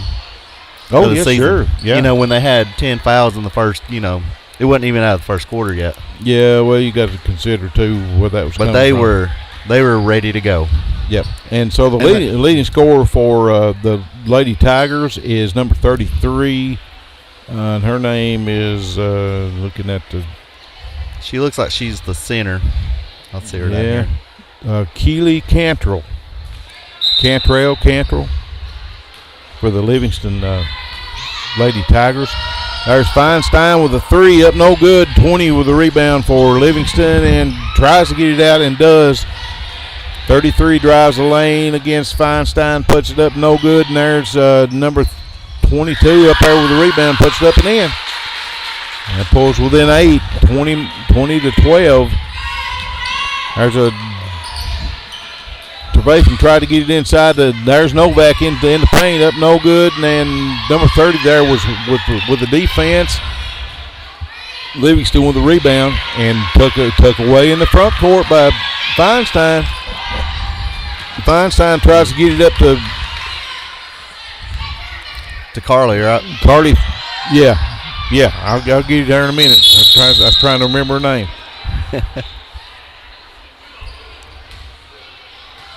Carly Wright, number 20. Number 20. So it's out of bounds to Livingston. And there's a foul on Feinstein. Yeah. That's how many is that? That's 3 on her. Yeah, that's sort of a cheap reach in, but she did. Yep, that's 3 on her. So it's first foul in the half for Monterey. Livingston tries to get it in and almost deflected, almost stolen. Number 4 drives on the right side of the lane, and we got a carry ball turnover. Yeah, she carried the ball. Back in the day, we used to call it palming the ball. So it's palming and carrying or whatever. It's a turnover to Monterey for sure. That's what matters at the end of the day. Exactly. Garza comes in for Feinstein. Garza tries to get it into Phillips and just a little bit out of her reach. Turnover by the Lady Wildcats. Coach Michelle's going to have to reel them back in, ain't she, Wayne? Yeah, 33 with a 3 up, no good, and Garza there for the rebound and off her foot. Livingston with the ball up and in. Number 4 scores the 2-pointer and got a foul on. Is that on Allie? I didn't see it. I believe it was on Allie Novak. They didn't put it up. That's who. I think that's who it is. Oh, they just put it up on. It's Carly. They put it on Carly. It's her 3rd. Carly Wright's 3rd. 3rd foul? Yep. I've been missing some of them then. Monterey gets it back up the front court, and then there's a turnover by Carly, as we was talking about her there, Wayne. Coach Michelle better keep her girls reeled in here. The Lady Cats are a little bit out of sorts here in this 3rd quarter. Lady Tigers are catching back up, 20-15. Lady Wildcats still with the lead. And there's over the back, but finally got it called. Yeah. Number 33 with a foul, climbing the back of Allie Novak. That's number 2 on 33. 33 is Keely Cantrell for the Livingston Lady Tigers. Livingston gets it in the front court, and there's another foul on Monterey. So this may be one of the few games Monterey is out fouled. Looks like it. That's Monterey impressive considering our girls. Yeah, as aggressive as they are, for sure. And number 20 has. Who'd they call it on, Wayne? number 20 for them. Yeah. So it'll be third foul on her. Monterey has it in front court. Missed a three-pointer by Phillips. Livingston with the rebound. Trying to get it back into front court and tipped out by Garza. Or was I that think it's Trevathan? Trevathan. Yeah. Gets it in the paint. Trevathan there with a fourth foul. That's her fourth. So number 20. Those little reach-in fouls, man, they'll add up quick. 22 goes to the line shooting 2. Yep. But no good with the first one. And Feinstein comes in for Trevathan. She sits down with 4 fouls, Wayne. We got 2 or 3 of them that's in foul trouble right now here in this game. 22 up, no good. Livingston with a rebound off a missed foul shot and trying to get it inside. Does. 33 tries to get up and with a shot. And we'll get Allie on that one. Looks like, number 21 with a foul. That'll be the second one on her. Yep. Third one. And, the more our girls get in foul trouble, it's going to make hard to press and be as physical as they need to be. Yep. It really hampers Monterey's style. Up good with the first free throw. Livingston's clawing back in this one. 2016, 4 minutes and 11 seconds to go in the third quarter. And she hit both of them. She has Cantrell, number 33, has 6 points on the night. Livingston with the steal, gets it back in the front court, and they're tied up on the rebound, and looks like it goes to the Lady Wildcats on all the possession. The Lady Wildcats have it in the back court. Into Phillips. Phillips in the right. Oh, got caught with a double dribble, and I didn't know about that one. But I guess they're closer to the action than we are, Wayne. Yeah, you say so. Livingston, number 33, lost the handle, and it's out of bounds to the Lady Wildcats. And looks like Livingston's throwing a full court press on the Lady Cats. They got it back in the front court. Garza gets it in, over through Allie Novak. She'd had to been about 7 foot tall. There's a timeout. Yep, Coach Michelle. By Coach Michelle. So we got the IDK Cafe there, player of the game, and I believe they're going to hook back up with us during this basketball season too, Wayne. That's amazing. Come by and check out their daily specials as well as their newest menu item, the Wildcat Burger Combo. Go by and see them at the corner of Commercial Avenue and Chestnut Street, or give them a call today, 931-584-0174, 931-584-0174. And all you recipients of the Player of the Game award, you get in there and get that Wildcat burger. Me and Wayne's gonna eat it. Yeah, I'll take donations. Yeah, we won't need no donations. I'll just take the coupon and we'll go in there and get it. No, I'll just get in there, kids, and get your combo. Jeannie and all the fine staffs there waiting on you. Livingston gets it back in the front court. Number 33 drives the lane, and there's Monterey in there for the rebound. Garza's getting hammered in. No, that's number 13 for the Lady Cats. That's Callie Robertson. Callie Robertson, yeah. So Monterey gets it in the back court, and there's that trap press that Livingston and created a turnover. I think foul trouble may be starting to show its ugly head. And that's the 4th foul on number 20 for Livingston. So both teams are kind of in foul trouble. And Garza turns it over, dribbles on the end line. So Livingston with the ball here at side court. 22 with the ball and stolen by Garza. Garza into Feinstein. Feinstein drives the lane up and no good. She got hammered, but no call. But there is number 13, Callie Robertson with the rebound. And they catch her with traveling, Wayne, underneath the basket. I didn't see so it. Livingston gets it in the back court, and Monterey still with that press. They get it in the front court. 33 got it blocked by Ali Novak, but it went out of bounds. Out of bounds to Livingston underneath their own basket. 20-17, 3 minutes and 5 seconds to go in this third quarter. Number 22 with a three-pointer up, no good, and then alternate possession goes to Livingston on the tie-up. How many times? No, they're giving it to Monterey. I mean, we've had a bunch of tie-ups, haven't we, Wayne? Yeah. Monterey gets it in the front court. Garza gets it into Robertson, tries to get it over to Ali Novak, has it stolen away by Livingston. Livingston gets it up front court. Number 4 drives up in the lane, up and good. Wayne is 20-19 with 2 minutes and 40 seconds left to go.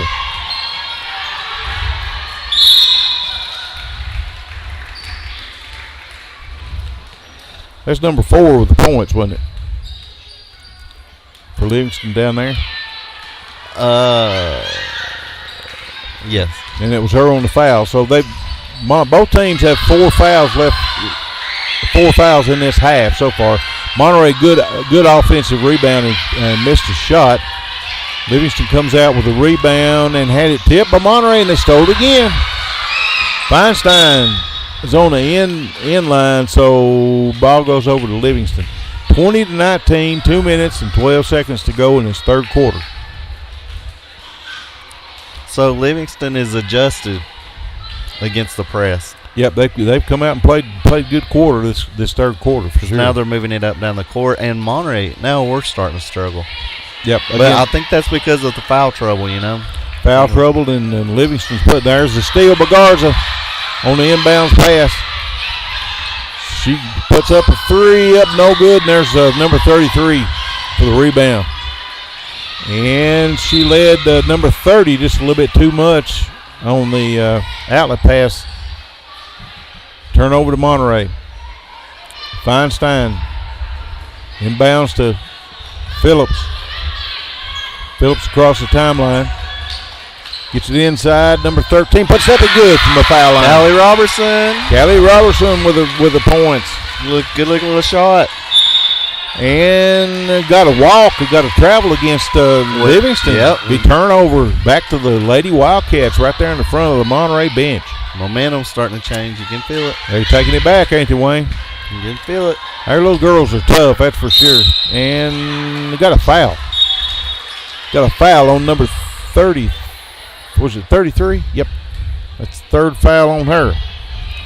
5 team fouls on the Livingston Lady Tigers. We've got 4 on Monterey. Monterey has it in front court. Ali Novak traveled with the ball.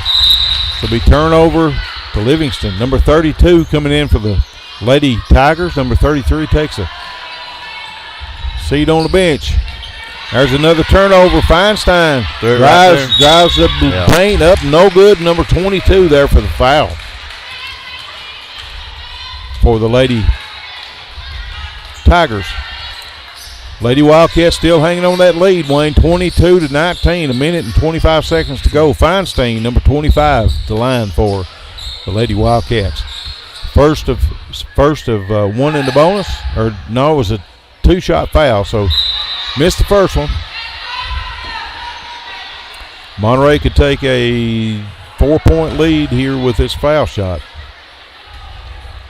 Feinstein has the second of 2.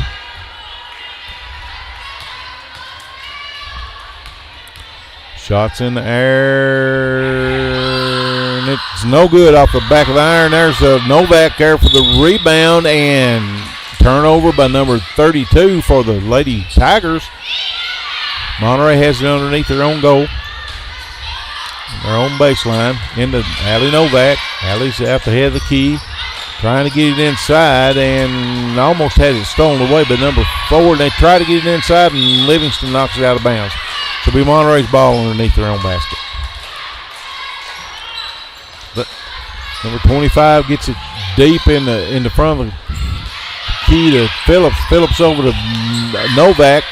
Back to Phillips. Almost stolen away. There's that 3 by Feinstein up. No good. Number 2 there for the rebound, and Allie again, yep. Novak with the foul. It's a non-shooting foul, so Livingston will get it underneath their own basket. How many is that on Allie? They got a different. Is that 4? 4 on Allie. Yeah, I thought it was 4 foul. So Monterey has several. Let's see, we got Trevathan with 4, Novak with 4. Monterey going to get the ball back. Underneath their own basket. Lydia needs to take it to the hole. Yep. Up, no good. Tipped around. Livingston comes out with the rebound. Number 32's in the ball game for Leah McCormick. Lee McCormick's in for the Lady Wildcats, and had a turnover on the other end. That's what I'm saying, Wayne. If you miss one beat, you missed the play. The game's gotten a little ugly here. It's getting a little sloppy. Yeah. 22-19, less than a minute to go, 44 seconds to go. Monterey has it in. Phillips tries to get it inside. She finally comes out of the scrum with it there. Gets it into Feinstein. Feinstein drives the paint, and she got called with palming the ball. So Monterey turned the ball over, 32 seconds to go. Lady Wildcats still hanging on to that 3-point lead, 22-19. Number 2 for the Lady Tigers gets it in the front court. Number 30 drives across the top of the key, gets it into number 3 up for a 2-pointer and missed the shot, and then it's tied up on the rebound. Wayne, how many alternate possessions have we had today? That needs to be our next stat to track. Yeah, it's been a bunch of them, that's for sure. Folks, this third quarter's dwindling down here, and Phillips tried to get it into Lee McCormick and overshot her just a little bit, so the turnover is back to the Lady Tigers. There's a steal by Feinstein, tries to get it inside, and there's tipping the ball around, and Garza finally comes out of there with it. Tries to get it inside to Phillips, and Phillips looked like she might have fouled Livingston. No, it's on number 30. Number 30 for the. Lydia had position on her. So number 30 with the foul. That's 3 on her. 2 points. Drive. Shoot the ball. Oh, she missed right at the end of it. Feinstein did. So Monterey still hangs on that lead here at the end of the third quarter. It's 22-19. Wayne, this is fourth quarter. This is where the rubber meets the road. That's right. We're going to. We got several that's in foul trouble for sure. We got, let's see, Trevathan has 4. Allie Novak has 4. Feinstein has 3. And Cardi Wright has 3. We got several that's in foul trouble. Yeah. And so do Livingston, though. Number 33 has 3 fouls. I think that's why you can tell that the press isn't as effective right now. They had to back off because of the foul. Can't be as aggressive. Keely Cantrell has 3 fouls. Number 20, and I don't have her on the list. There was Tessa Coleman has 4. Number 22 has 4. Number 33. It looks like Livingston had a 3. No, just a 2. A 2. She baked it. Who was that that shot that and that made that? Did you see I did. I seen it, but I didn't pay attention to who it was. Well, we'll get our stats the best we can, folks. It's Mr. Wayne the Beard Brown on the camera and me doing everything else over here besides what he's doing. So it's kind of hard to keep up with these stats. And I try to watch through the little screen to see where I'm at, and it's hard to see numbers. Yeah, it's just real small. There's Lydia Phillips up with a free throw, put the Cats up by 2, 23-21. Lydia's up with a second free throw. Callie getting in there. Up, no That good. Girl. Get in there, Callie. Yeah. There's our possession goes to Monterey. Kelly Robertson ties it up there in the lane. Getting aggressive. The girl next to her didn't like it at all. That's what it's going to take, though. That's his team. Yep, that's going to hang in here and win this game. And Feinstein drives the baseline up. No good, but a foul is called on. We'll update you here in a minute. Feinstein needs to hit these two. Feinstein going to the line. That's 4 fouls on number 33 for Livingston. Monterey needs some breathing room. Feinstein was shooting 2. Up no good off front of the rim. She ain't figured it out yet. She's hit the back, hit the front. The next foul, Lady Wildcats will be in the double bonus, Wayne. So it'll be 2 shots every time. There's Feinstein up and good with that. Is that her first points of the game? Surely not. I believe it is. Dang. And there's a walk, but wasn't called. Number 22 tried to get it inside, kicks it back up to number 4, back over to 20-30, gets it in the lane to number 4 and missed a shot. 31 up with all the way. Lydia Phillips up and good for Monterey. That is the play that got Monterey ahead early. Getting Lydia in the play like that on breakaways. And there's a turnover again by Livingston. There's that stingy defense, Wayne. Of course, you got 5 minutes and 12 seconds to go in this quarter. Can't afford to get a bunch of fouls on the girls. 26-21, Monterey with the lead. Pulling away again. There's that Kelly Robertson. Back over to Feinstein. Feinstein tries to get it up, and she's fouled again. Yeah, you got to be careful throwing that cross-court pass like that when you throw it up and kind of let it float. It's easy to get stolen. Number 3 with a foul. Well, no, that's number 30. She fouled out of the game. Okay. That's the first one of the ladies has fouled out in this game so far, and it's number 30 for Lady Tigers. And Feinstein's up there. If they keep putting her on the line, she's going to get it figured out. Yep. She's getting it dialed in now. She's got 2 points so far and having a third shot here. Cats up by 6. Up no good off the back of the iron and almost tied up, but there's a foul on Callie Robertson. A little over-aggressive, but I'll take it all day right now in the fourth quarter. It's only her first? It's only her first, yeah. Oh, good. Let her loose. Yeah, that's almost a steal, but Callie. Yeah. Knocked it out of bounds. She's only got 1 foul. She's free to get a little aggressive. Aggressive, yeah. Okay, here comes Trevathan and yep. Allie Novak coming in. Callie Robertson helped out with some very good minutes right there. Lee Montgomery. McCormick was in. And there's a missed shot by Livingston. Out of bounds to Monterey. Monterey with a 6-point lead, 27-21. There you go. 4 minutes and 44 seconds to go. Up to Allie Novak. Allie drives the lane up and good. That's money when you get it in there, Wayne. You can tell Allie likes that. Yes, sir. She got 9 points so far.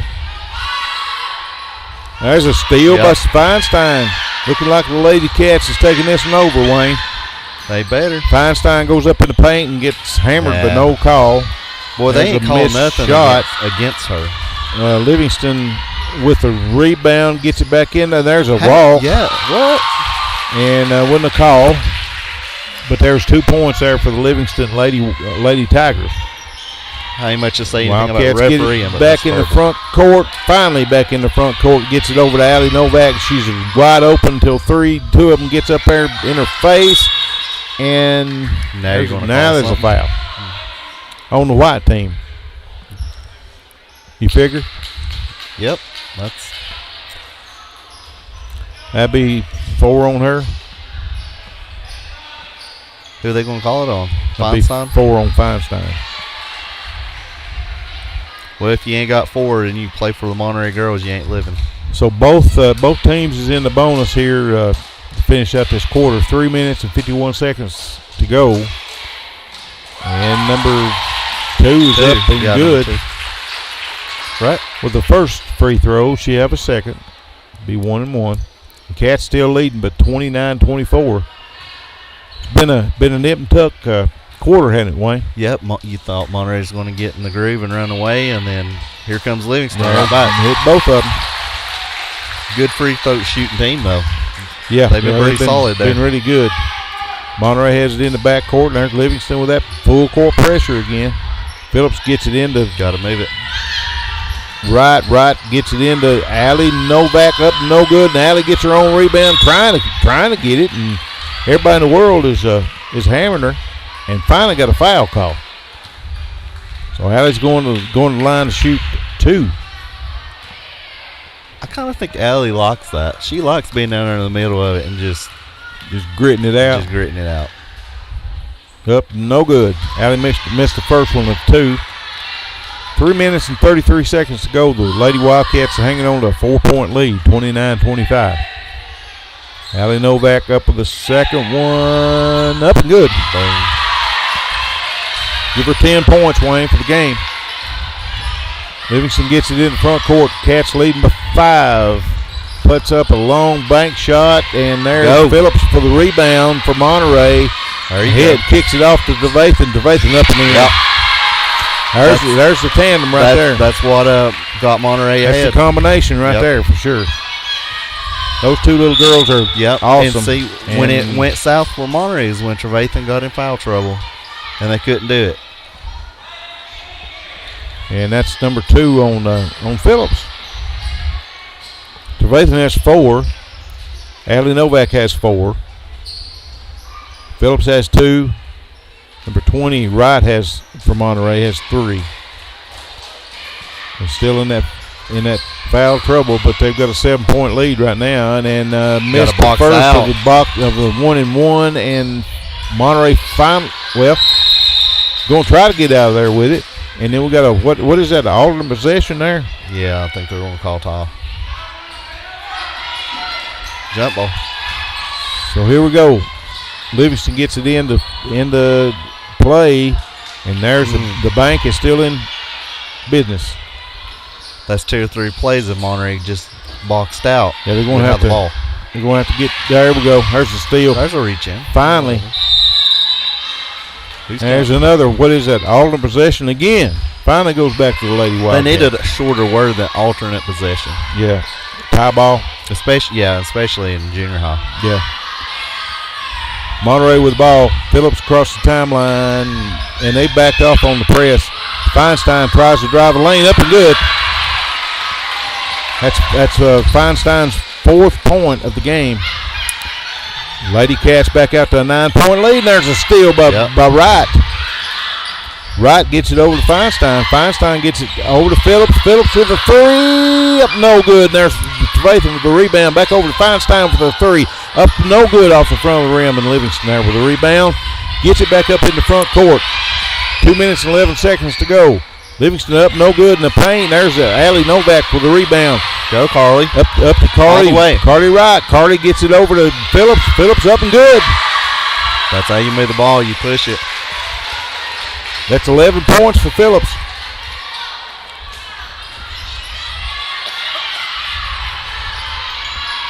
Livingston gets it back in the front court. Cats up by 11. 36-25. There's a steal by Phillips. Phillips looking for Trevathan down the court, up and almost. I'll tell you who they remind me of, Wayne. Who's that? I'll tell you in a minute. Livingston there with the rebound, finally gets it out. That reminds me of the Mundy Twins. The Mundy Twins over at Clark Range. That's exactly who they remind me of. Number 4 walks all over the place and finally got a call. Monterey got a call there. So we turn over the Livingston Lady Tigers. Right now it's trailing the Wildcats 36-25, and there's trying to be a steal there by number 32, but knocked out of bounds. Monterey has it there at the side court. So you can tell what it takes for Monterey to be successful. There's them two little They've got to be out there and full court pressing. Trevathan and Phillips. You take one or the other out, and it just changes. Yeah, they're almost like sort of like twins. And got on the end line. Yep. Feinstein on the end line, so we turn over to the Lady Tigers. And they're trailing 36. There's almost a steal, but Trevathan. So I'm saying you can't throw those balls out there and let them just float. Livingston gets it in the paint. She's nailed and fouled by number 25. That's 5 on her. That's who it is. Yep. 5 on Feinstein. Garza comes in for her. Feinstein's not had her normal. No, she's got. She goes to the bench with 4 points. She's usually nailing those threes. I know what she's saying. When she's shooting free throws, there's someone that keeps yelling right when she's shooting. Number 4 up and good with the first free throw. Yeah.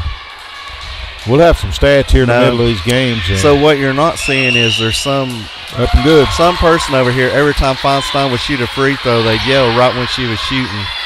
And now you got some parents that want to point this person out over here from Livingston. Monterey gets it up in the front court, and there's a Trevathan. What is this? Tie ball goes to Monterey. There you go. See, that was a lot easier, wasn't it? Tie ball, yeah. Tie ball. Alternate possession. Monterey with a steal. There's guards with the ball. Monterey up by 9 points, 36-27 with less than a minute to go. 32 seconds, be exact. Garza. Monterey's doing a little bit of stall tactics here and got a travel on Phillips. So it's not been too bad as far as fouls go, Wayne. We just had one fouled out, and they had one fouled out. So yeah, I guess turnabout. We had a lot in trouble though. A lot of our key cogs right there were in trouble. Yeah, but looks like Monterey's going to pull out another victory. Looks like it's going 4-1, right? 4-1, yeah. And I'm telling you, that game in Red Bull Springs would have been a different game, but referees had a hand in that. We know about Red Bull, that's for sure. Now they're going to have to come over here. And it's going to be a different story when they come over here. So yeah, here we go. Trevathan going to the line with 2.3 seconds to go. Can I sing my song? You want to sing it, Wayne? No, I cannot sing, bud. Are you sure? I can't sing. I believe you can sing. That's 2 things I will not do. I mean, if Dandy Don sung it, you can sing it. Turn out the lights, the party's over. Our junior Wildcats come away with 4 wins on the season. Yeah, they're kicking this dude out who keeps talking trash while that's what all the commotion is about. Oh, was it? Yeah, every time we were shooting free throws, he wants to yell right when the girls are shooting the ball. So he's out. He gone. I think he's probably doing. There's probably more to it than what I'm even seeing and watching back here. But yeah, but you can't do that. But you know what? These it's kids. Junior high. High school. Hey, you know what?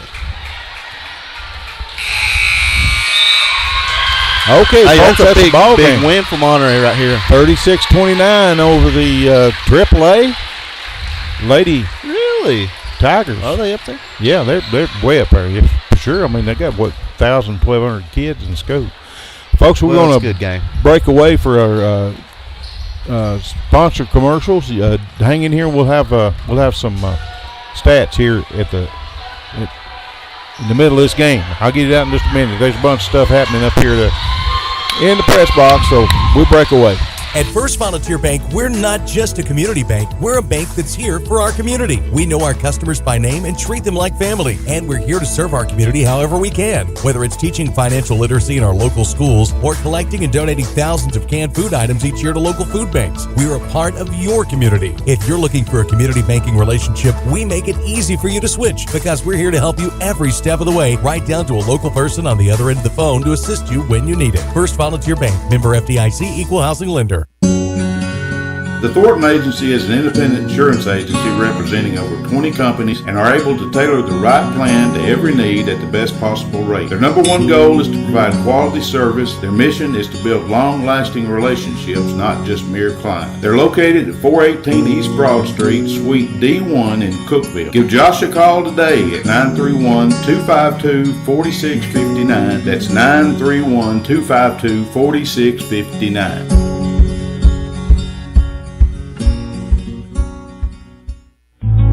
Neighbors helping neighbors, that's what the VEC Customer Share Fund accomplishes. Participating customers round up their monthly bill to the nearest dollar. The extra money goes into a shared fund that supports Monterey High School sports and academics, as well as other community projects throughout the VEC service area, making Monterey and surrounding communities even better places to live. Make your change count and sign up for the VEC Customer Share Program.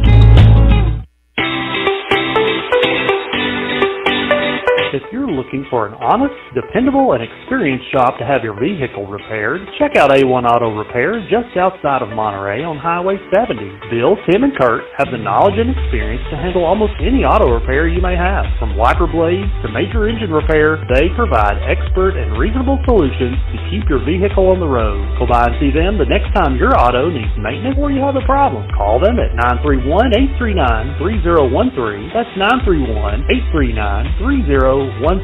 Go Cats!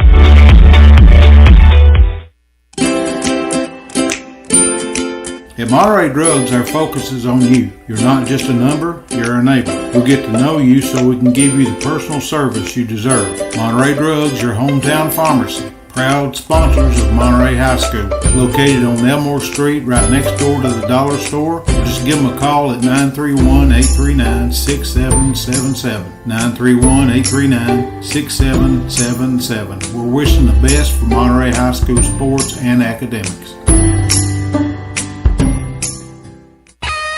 IDK Cafe, located at 124 East Commercial Avenue in Monterey, are proud supporters of the Wildcats. Check their Facebook page at IDK-CAFE for an up-to-date menu as well as daily specials, with their newest menu item being the Wildcat Burger Combo. They're open Wednesday through Sunday from 6 a.m. to 2 p.m. and reopening Friday and Saturday nights from 4 p.m. to 10 p.m. Jenny and her staff would like to encourage every Monterey student to be the very best they could be at academics as well as athletics. Go by and see them today at the corner of Chestnut and Commercial, or give them a call at 931-584-0174. That's 931-584-0174.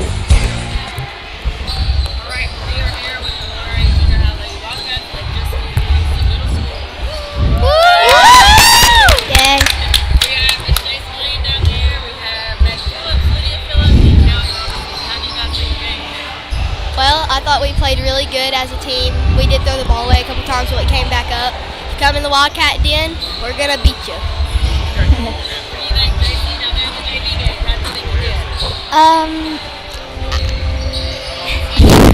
I don't know. I mean, I did good, but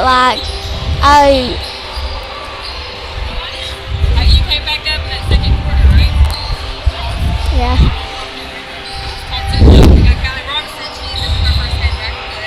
It's good to be back in basketball shoes. How did it feel?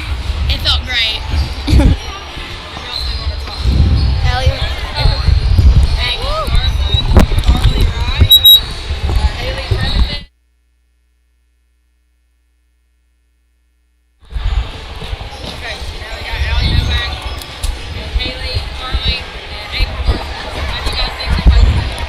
Good. We did great. Yeah, we did. Yes. Basically just getting back up there with our layups and stuff, and just stealing the ball from them, and our fast breaks was really good too.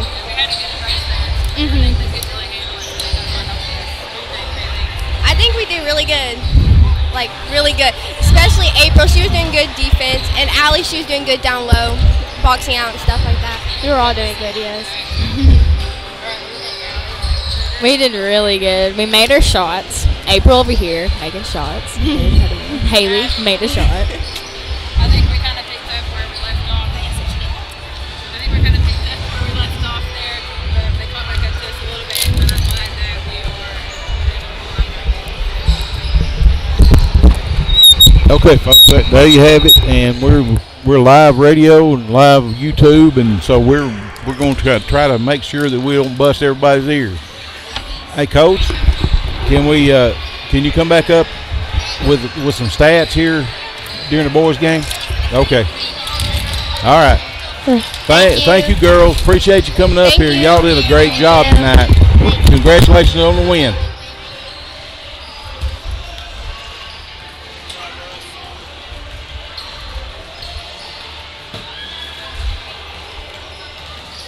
Okay, folks, we're trying to get back in here to get this boys game kicked off.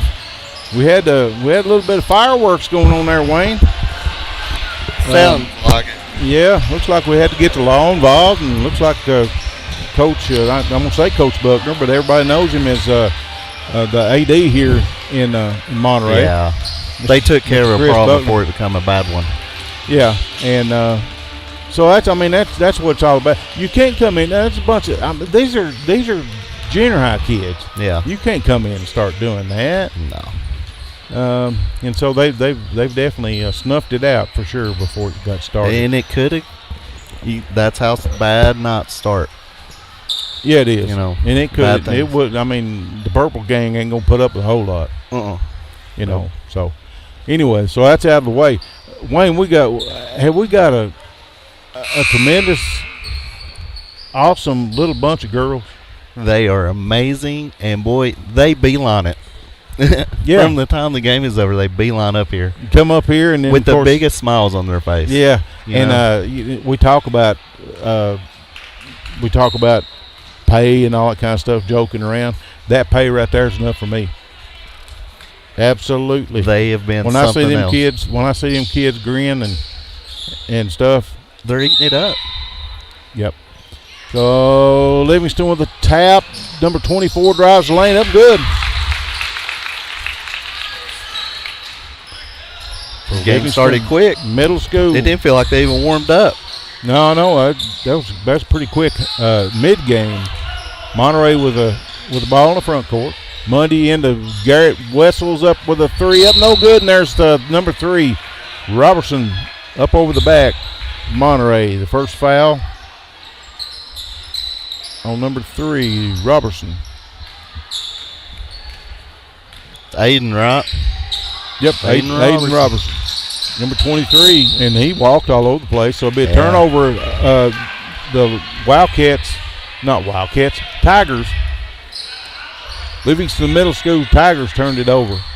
Monterey in the back court, Mundy in the Garrett. You want to call them the Tiger Cats? Yeah, that's kind of hard to not call them Wildcats or Hog Eye. You just got to know. You got to know the history between Rickman and Livingston. It's not as bad now as it used to be. And they're still having a little trouble with the clock. Is that what it is? Yeah, Wayne? I think so. That's what Joey's over there talking to the timekeeper. Leading right now 2-0 on number 24. I've got their lineup right here. Mundy drives up around on the right side, misses the shot. Number 23 there for the rebound for Livingston. Gets it up front court to number 24. 24 up, no good, but he was fouled by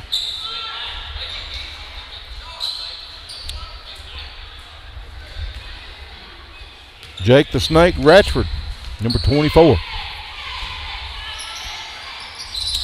24 up, no good with the foul shot. So no harm, just a foul.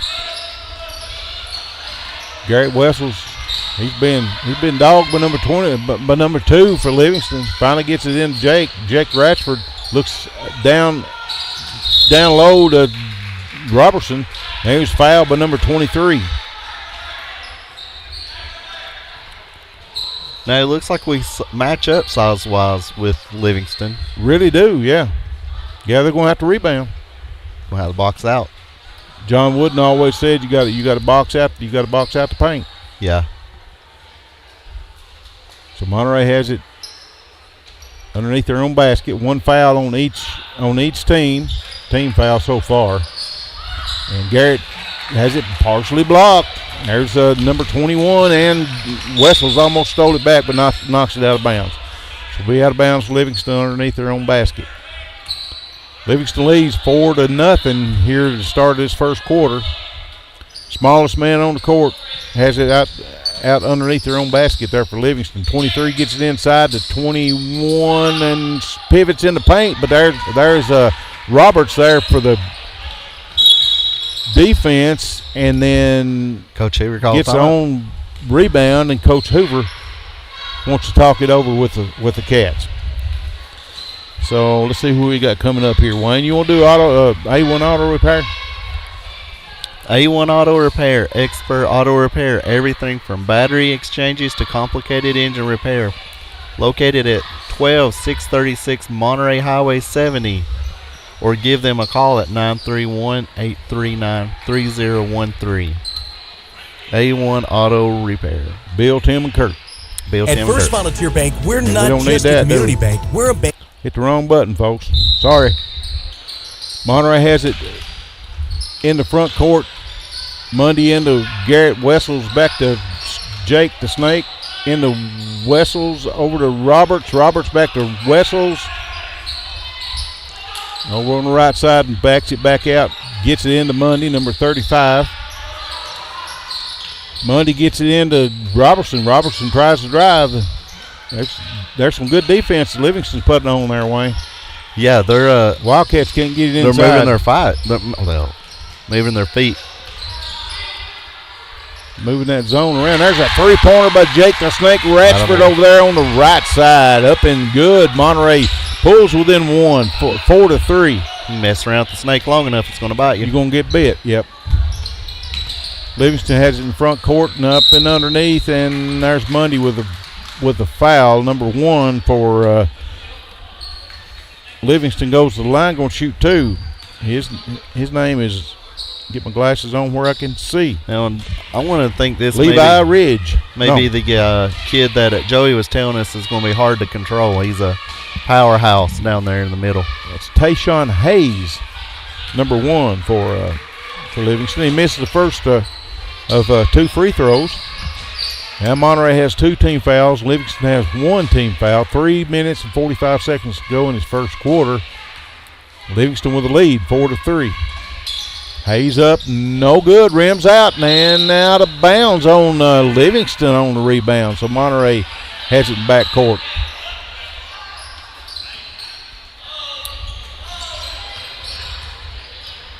Garrett Wessels going to bring the ball up. I tell you what, he got his pocket picked. He did. And then we got a charge. Oh, charge? Charge on number 2 from Livingston. He's smallest player on the floor, ain't he? He is. That's 3 fouls on Livingston. Garrett's going to have the watch early in this dribbling first over quarter. there. Monterey finally gets it in front court. That boy got some quick cross hands. court.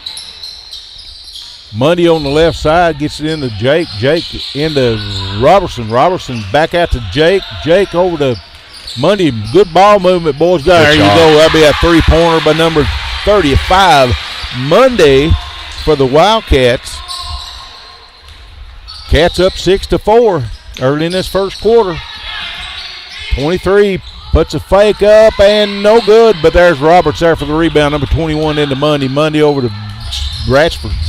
Ratchford gets it in the front court and has number 2 again. Lost a handle on it. There was a block by Mundy. Don't come up in here without me being up in here. That's for sure. I tell you, that little number 2. He's a fire plug now. He reminds me of Reams. Number 1 for us. There's another little short one in there. Number 4 come in for number 3. There's Wessels up in the face. And there's Robertson high for the rebound for the Wildcats. But they're going to have the box out. Ratchford drives, puts it back out to Mundy. Mundy looks at the 3. Ratchford looks at the 3. There's Mundy with a 3. Up, no good. There's Roberts with the rebound. Mr. Roberts. Up, no good. There's Hayes with the rebound and got fouled by Wessel. Yeah, I'm going to get Garrett. We've got Coach Michelle Farty coming up here. We'll get just a break, just a minute, Michelle. We'll get caught up on all the stats. She's the leader of the pack. 23 up, no good from way over on the left wing. Monterey there for the rebound. Back up in the front court. You know how to Wessels. I'm telling you what, they're scrappers. I tell you, there's Jake the Snake. Call timeout. Call timeout. Yep. Smart play. We're going to have to watch that little number 2, number 4. Turn your microphone around. Michelle had her microphone on backwards. She'll know all this stuff, her being a coach and all that kind of stuff. Can you hear us, Michelle? Yes. Okay, we got a little bit of time out there. How'd the girls go? Well, look like it Allie done really well. Yeah, Allie had 11 points. She took advantage of the free throws that she was given, and I told her I was proud of her because I was a little worried about our free throw shooting. But they all came out and did really good on the free throws, and that, I think, put us ahead. So that was really good, I thought. Sure was. And then Lydia. Lydia done pretty good with scoring too, didn't she? Yeah, she had 14 points. She made a lot of hers off our fast break. She's really good about stealing that ball. 14 points, wow. Sometimes we got to worry about her because of sometimes She's they aggressive. call fouls, but she does really good when they don't call the fouls. She's really aggressive. Her defense tonight was what impressed me, though. Yeah, she's been like that since she's been in 5th grade. Okay, Monterey, Livingston went coast to coast. Number 23 went up for the layup, and looks like number 30. Who's number 30 down there, Michelle? I think That's Jackson Stevens. Jackson Stevens. Okay, here we go. I finally got it up here. Well, the boy of Tyson Stevens. Okay, I should have remembered that, but I didn't. There's my roster I've been looking for. We got papers strewn all over everywhere up here. Yeah, we still got papers from last night. Yeah, it just kind of bleeds over. Mundy has it in front court, behind the back dribble. Over to Garrett Wessels over on the left, and then bad pass, and Hayes stole it. Livingston. Coach Michelle, you just about have to be an auctioneer to do this. 23 and 21 in the paint, up no good. And there's that Stevens boy up Jackson, there. High for that rebound for the Monterey Wildcats. He's tall. Had Wildcats good positioning. 6-4 with 1 minute and 20 seconds to go. And knocked out of bounds by Livingston. We'll get a break here in just a minute, Michelle. We'll get the rest of it. Thanks for coming up and being with us. You're welcome. Joey's got a good team this year. Well, both of y'all do. I'm telling you what, it's fun to watch. They've got two little scrappers. Livingston does, number 4 and number 2. And number 2. They are quick as cats. And there's Jake for a 3 up no good. Wessels with the rebound, had it stole away by Hayes. Number 4 and there's Jake Ratchford with a takeaway off of number 4. This game has that feeling of a dogfight, doesn't it, Rick? I'm telling you what, we have to get some help here in a minute. Monterey gets the inside. There's Jake Ratchford up at the head of the key.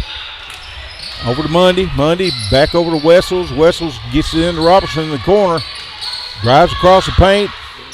They can't get it inside, Wayne. That defense for Livingston is sticking. Yeah. Monterey still leading by 2 points, 6-4.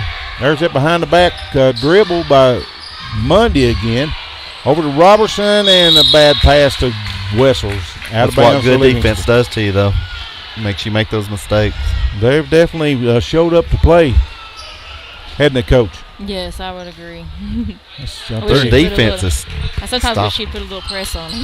Yeah, well, they need to take some lessons from you girls, don't they? Hayes got inside, and there's Wessels went up to take it away, but then there's a foul called.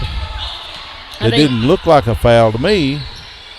I think Garrett and Jake would be really good up top in like a 2-2-1. Yep. They've got the speed for it. And Monterey with a steal. There's a Stevens, got 20 seconds to go in his first quarter. Monterey up 6-4 with the ball. And there's number 4, picked his pocket. They're leaving the ball right out in front of them. They're quick, Livingston is. Ooh. And, he's carried the ball, so it'll be a turnover to Monterey. Monterey has it in the backcourt. We got 10 seconds left to go in this first quarter. Monterey 6-4. We're going to have to hurry up and get that ball in. Roberts into Wessels. Mundy is taking a seat. Roberts in for him, look like. 4 seconds. Jake. There's a charge. Yeah, it's charge. And that's what they're calling, but I didn't see it. That's a second foul on Jake. Got 1 minute and 3 seconds to go. Livingston tied it up. That's the end of the quarter. Tied 6-6. Folks, we got Coach Michelle up here with us still, and tell us a little bit more about the girls, how they done tonight. Well, we got in a little bit of foul trouble again. I've got about 6 that we like to keep on the court, and out of those 6, I had 2 that had 4 fouls, and 1 ended up fouling out there at the end. So we're still trying to work on that because I always get worried, especially when we have close games like it was a little bit tonight, about going into overtime and not having some of my starters. Yeah. So we're still working on that. I think we're improving a little bit. Last game we didn't have as many fouls. We just had more turnovers. So this game we had a little bit less turnovers and more fouls. So eventually we're going to work it out to where we don't have either. Well, I mean, as aggressive as y'all are, it's going to be hard not to foul. Yeah, and they call us a lot for that. And, I mean, I get it because our girls put a lot of pressure on these teams, and it's a little bit hard to stop us, and they've got to, I guess, slow us down somehow. So. If I had a choice about being a passive defense and an aggressive defense, I think the fouls over it 2-1. Yeah, I thought Kylie Robertson come in and gave you some good minutes there. Yeah, she did. Good. She's a good little strong player. We like to have her in for rebounds. Yeah, I could tell on the free throw over here, the girl she was trying to box out wasn't liking it much. She's a tough one. We're glad to have her back. Well, you're doing a good job with Michelle, and we appreciate what you're doing with the girls for sure. Livingston with the ball in front court. There's Hayes, the big guy over there on the left wing. Tries to get it inside. Monterey with stingy defense, but there's a foul called on the. And 35, it's Mundy. That's 3 on him. Mundy already in foul trouble. So far, Coach Joey hadn't looked at his bench yet. And you can see his number, 21. Missed the first free throw. Short off the front of the rim, and Livingston with the ball with a rebound. Out. Number 24.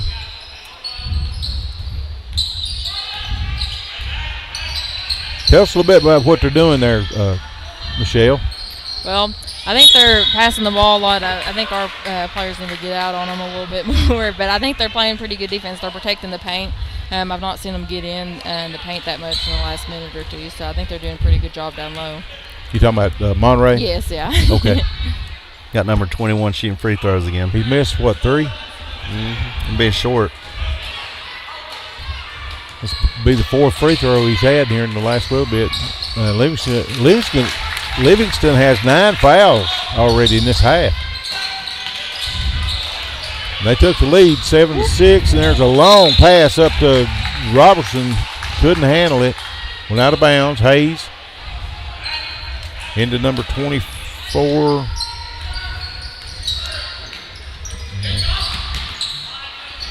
We'll get his name here in a second. Jake Ratchford. Talking about their 24 is Peyton Coleman. And there's a foul on Monterey. That's going to be on Jake, I think. That's Jake. That's his 3rd foul, too. Michelle, they're taking a page out of your book, bud. Oh. Getting a little get a little aggressive.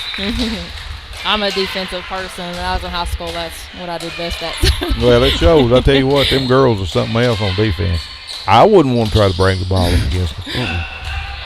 Ain't no way in the world. Hit 1 out of 2 foul shots. Livingston, and Monterey turned it over. Number 23 against Ratchford, and we got a block on Ratchford. That's 4 fouls on Jake. He was moving a little bit there, Wayne. I guess I may be it by myself here. You want to give credit to the referee this time? Yeah. Yeah, that's what I thought. Got to give them the benefit. They're closer to it than we are. 23 is up and good.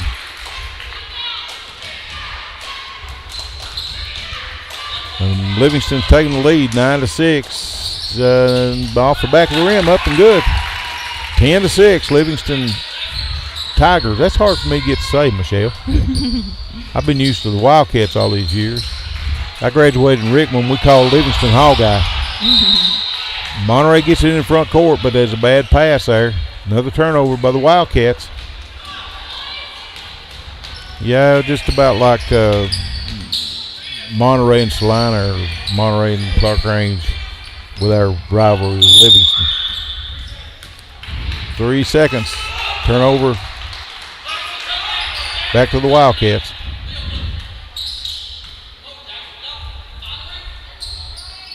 They're putting that full court pressure on them now for sure.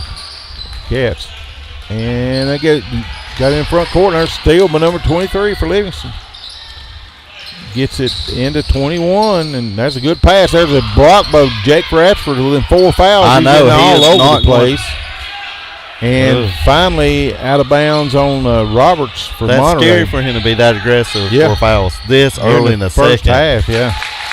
There's 21 up for 2.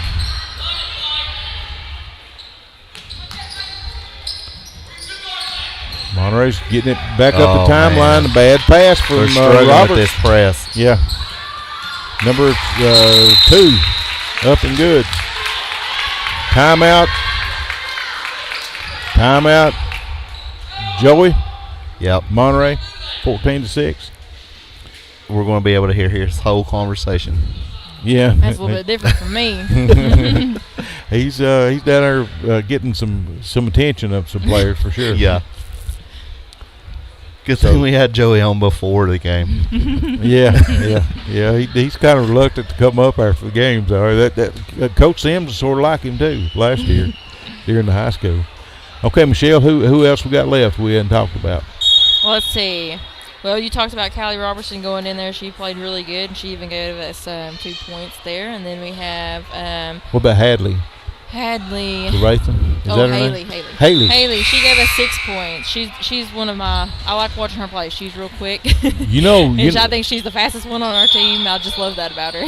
I told Wayne and what those two remind me of is Monday twins over at Clark Range. Oh, really? Oh, yeah. Yeah, them two are fast and quick, and them are too. Both Phillips and Trevathan are too. And with them both being 7th graders, if they continue to both play for Monterey, by the time they're seniors, I think they're forced to be reckoned with. Lights out. Could be Monterey's turn. Hey, Michelle, what is Garza's little sister's name? Leah. Mm-hmm. So Rick, Garza. You better write it down. Leah Garza. Let me. 2 little Leahs. L-E. How you spell it? Leah. A-H. Well, that's how I spell it. I'm not sure that's really how you spell That's it. close, but we'll get as close as we can. And she's number 42. I can't ever think. As long as it's 42. As long as we can say it right, that's all that matters. 24 missed 2 free throws, and we call another foul on Monterey. No, that was on Livingston. So that's 10 team fouls on them. So Monterey will be shooting double bonus now for the next 35 seconds. Monterey trailing 14-6. 3 minutes. Oh, they're struggling with this trap. 51 seconds left to go in the second quarter. Monterey finally gets it up and in, but Roberts. Mr. Roberts. Mr. Roberts. A lovely day in the neighborhood. Livingston gets it in the front court. 23 drives up and in on the baseline. And 23 is a player now. He is, number 23 is Ethan Westmoreland. All these little players from Livingston are pretty good. Yep. There's not a weak link in their armor yet, I can see. Stevens has 3 fouls. And the offensive rebound, number 24, and he traveled. So turnover to Monterey.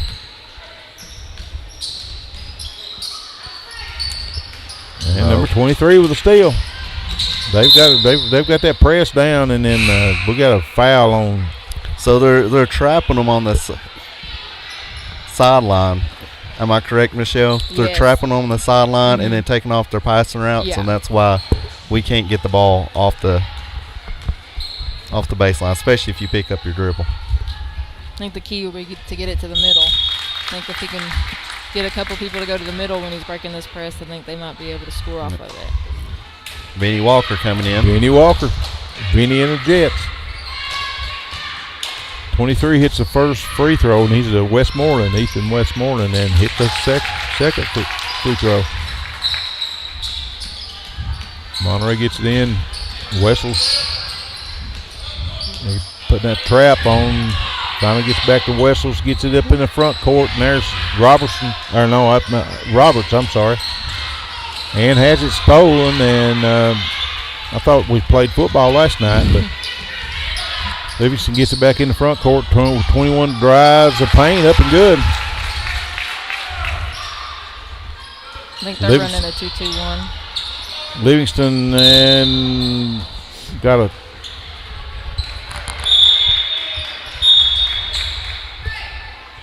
a foul called on 21. Monterey has it there in side court.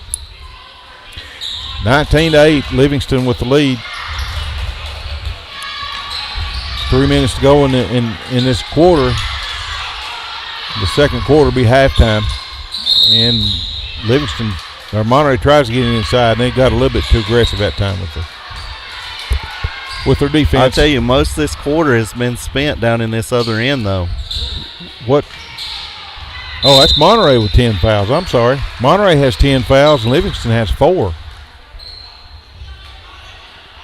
So Livingston's in the double bonus now for the next 2 minutes. The clock's running on a foul shot. They probably should stop it. Could be a good idea. Refs ain't caught it yet. Yeah, they did. Refs just caught it. Should be about 2:41. Yeah. They still didn't see the clock. That stopped play because of the substitution. So Roberts at the line shooting, is it 1 to bonus? No. 2 shots? Mm-hmm. Okay, missed the first one.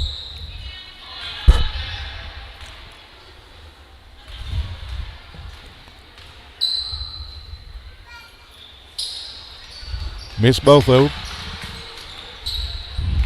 them. Livingston with a rebound. Gets it in the paint again. Up and good. 21 with the points. 21 is Will Spears.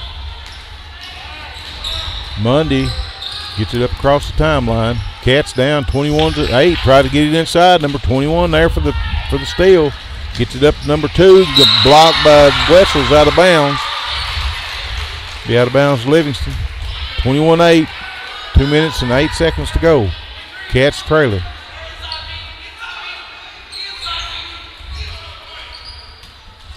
Number 2 is Levi Ridge. Gets it in. Number 21 is Will Spears. Will Spears puts it up and in. Yeah, Beanie had his hand all over the ball, but kid was too strong. 23-8. Wildcats trailing at the moment. Better go for the trap. Roberts drives the paint, puts it up, no good. And there's Vinny with a rebound.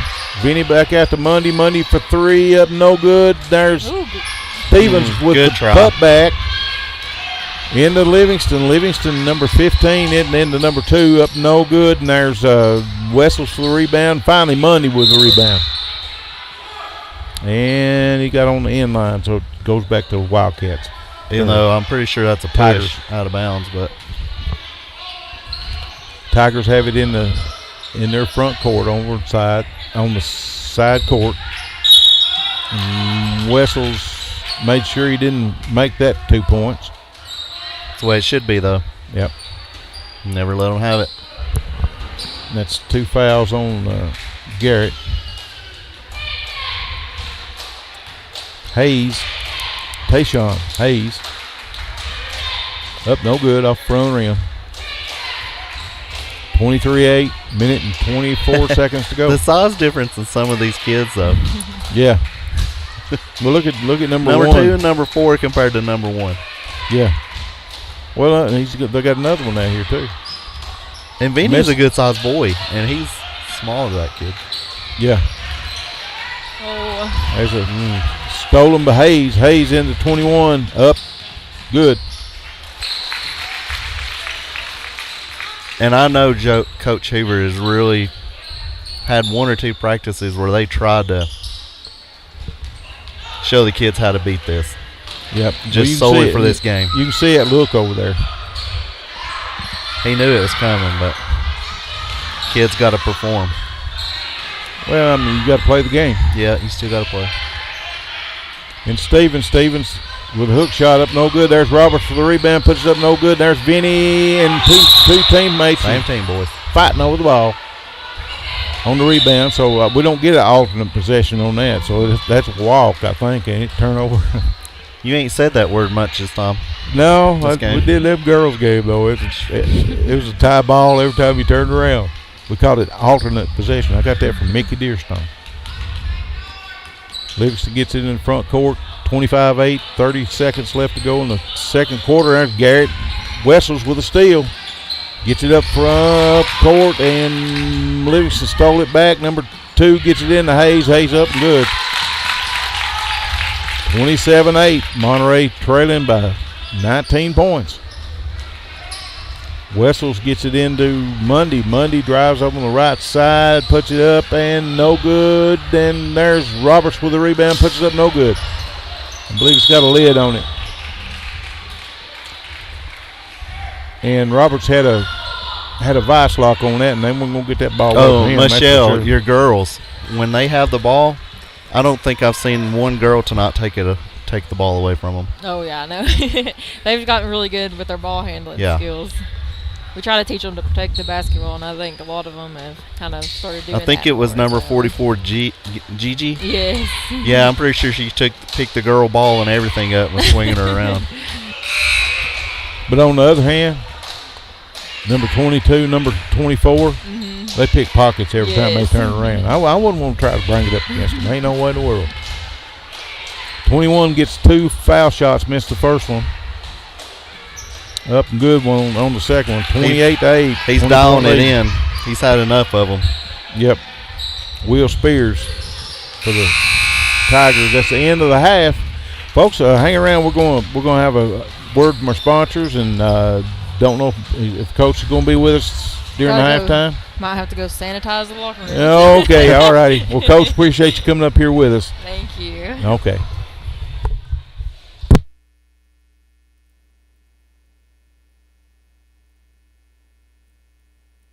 At First Volunteer Bank, we're not just a community bank. We're a bank that's here for our community. We know our customers by name and treat them like family. And we're here to serve our community however we can. Whether it's teaching financial literacy in our local schools or collecting and donating thousands of canned food items each year to local food banks, we're a part of your community. If you're looking for a community banking relationship, we make it easy for you to switch because we're here to help you every step of the way, right down to a local person on the other end of the phone to assist you when you need it. First Volunteer Bank, member FDIC, equal housing lender. The Thornton Agency is an independent insurance agency representing over 20 companies and are able to tailor the right plan to every need at the best possible rate. Their number one goal is to provide quality service. Their mission is to build long-lasting relationships, not just mere clients. They're located at 418 East Broad Street, Suite D1 in Cookeville. Give Josh a call today at 931-252-4659. That's 931-252-4659.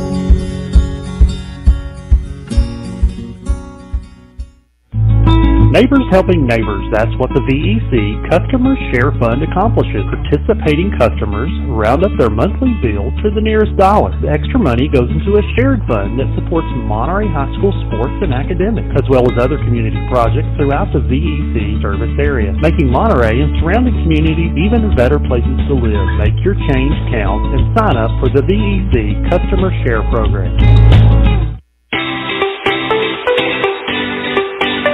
If you're looking for an honest, dependable, and experienced shop to have your vehicle repaired, check out A1 Auto Repair just outside of Monterey on Highway 70. Bill, Tim, and Kurt have the knowledge and experience to handle almost any auto repair you may have. From wiper blades to major engine repair, they provide expert and reasonable solutions to keep your vehicle on the road. Go by and see them the next time your auto needs maintenance or you have a problem. Call them at 931-839-3013. That's 931-839-3013. Go Cats!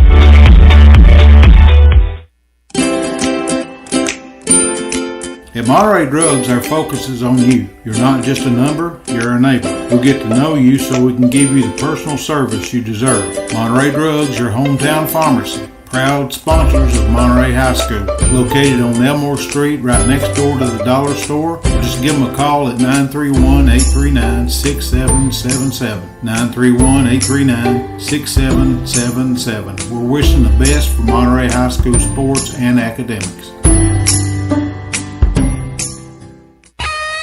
IDK Cafe, located at 124 East Commercial Avenue in Monterey, are proud supporters of the Wildcats. Check their Facebook page at IDK-CAFE for an up-to-date menu as well as daily specials, with their newest menu item being the Wildcat Burger Combo. They're open Wednesday through Sunday from 6 a.m. to 2 p.m. and reopening Friday and Saturday nights from 4 p.m. to 10 p.m. Jenny and her staff would like to encourage every Monterey student to be the very best they could be at academics as well as athletics.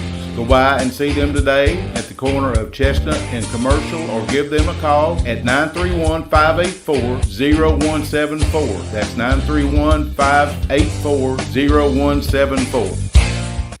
Okay, folks, welcome back in here to the Troy Foust Memorial Gymnasium and the Wildcat Den up here on the mountain in Monterey, Tennessee.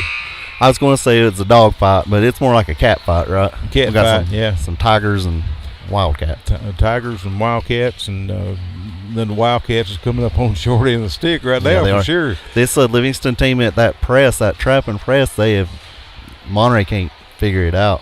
Yeah. They're struggling with it. Their defense is tough under.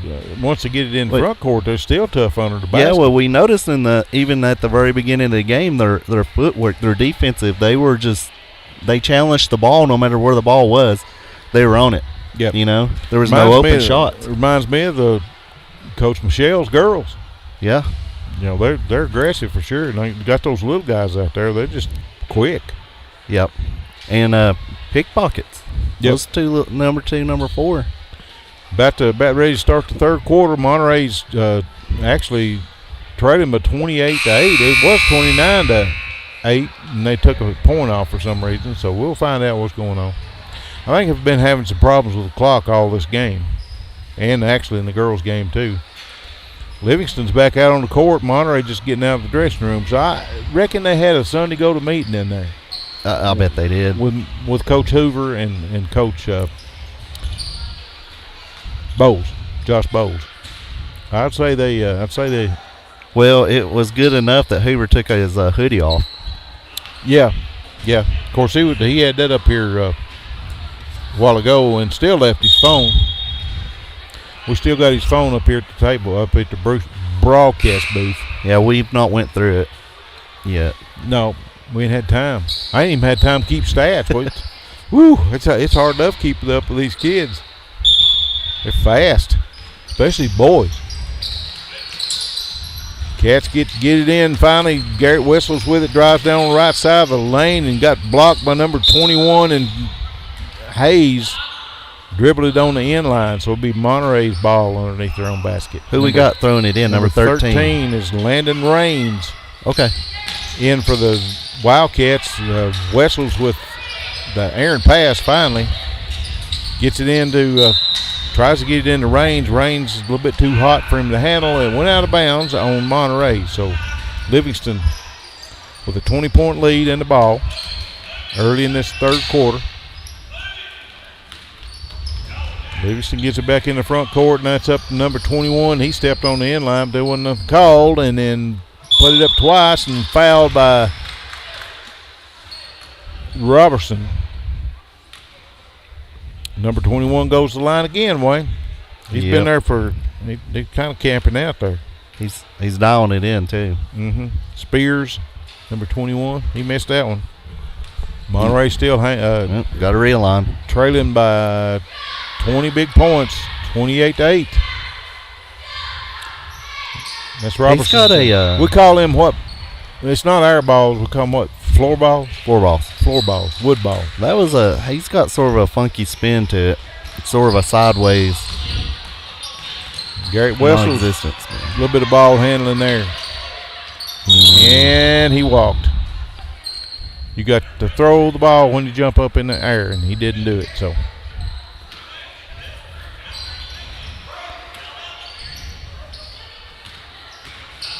Livingston in the backcourt. Monterey's throwing their own press on. Number 2 for Livingston. That's Levi Ridge. Number 24, Peyton Coleman. 23 with a long three, up and good. 31-8. Monterey's having trouble scoring here, Wayne. That was Ethan Westmoreland on that three. This was even with Livingston taking off their trap press. That trap. Robertson tries to drive up in the paint and has it blocked away out of bounds. Raines, number 13, gets it into Wessels. Wessels in the corner and tries to drive the baseline, but is blocked by number 1, Hayes. No, they called in on number 24. That's 3 fouls on him. Number 24 is Peyton Coleman for the Wildcats. Well, Raines threw it right into number 21. Looked like he threw it into him instead of a white jersey. Yeah. I had to actually think for a second to think who had the ball. Got fouled, got mugged down there by Roberts. He made sure he didn't make that one, that's for sure. That's the way he should be. Roberts with 3 fouls. Hayes going to the line to shoot 2. Tigers up 31-8. 4:45 left to go in the third quarter.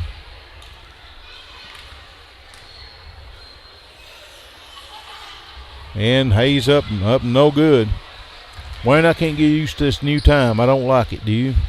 No, was it 4 o'clock and dark? It's about 15 to 5 and it's dark.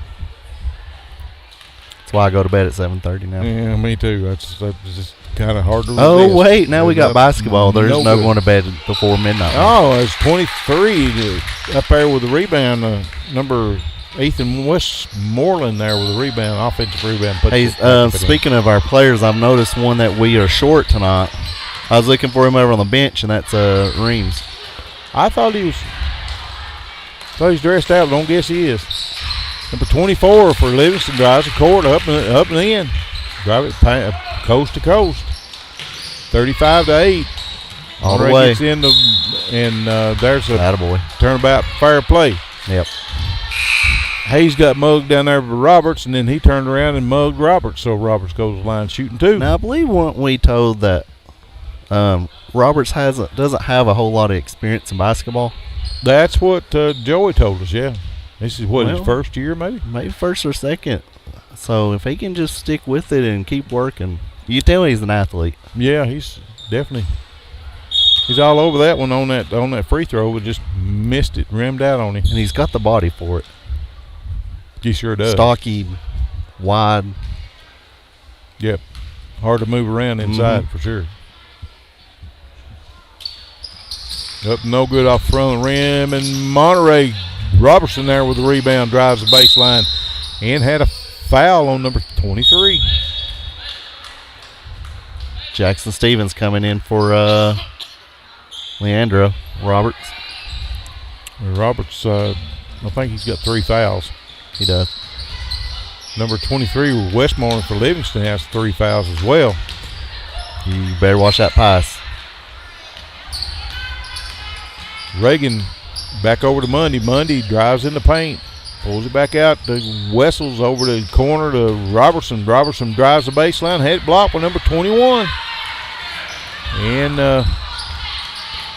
looks like Robertson may have come up a little gimpy there on his ankle. And looks like there was a foul on the. Was that a foul or just a turnover there on the rebound? I don't see any foul. I think it must have been just a turnover. Monterey trailing 35-8. Garrett better be ready. This little kid's going to. I'm telling you what, he's quick as a cat. That's into Reagan. Reagan back out to Mundy. Mundy with a 3 up, no good off the front of the rim. Westmoreland with the rebound, and it looked like he pushed off Garrett Wessels, but they won the call. There's Westmoreland with a 3 over in the corner, up, no good. Garrett Wessels there for the rebound for the Wildcats. Brings it up across the timeline and tries to get it into Mundy and threw it out of bounds.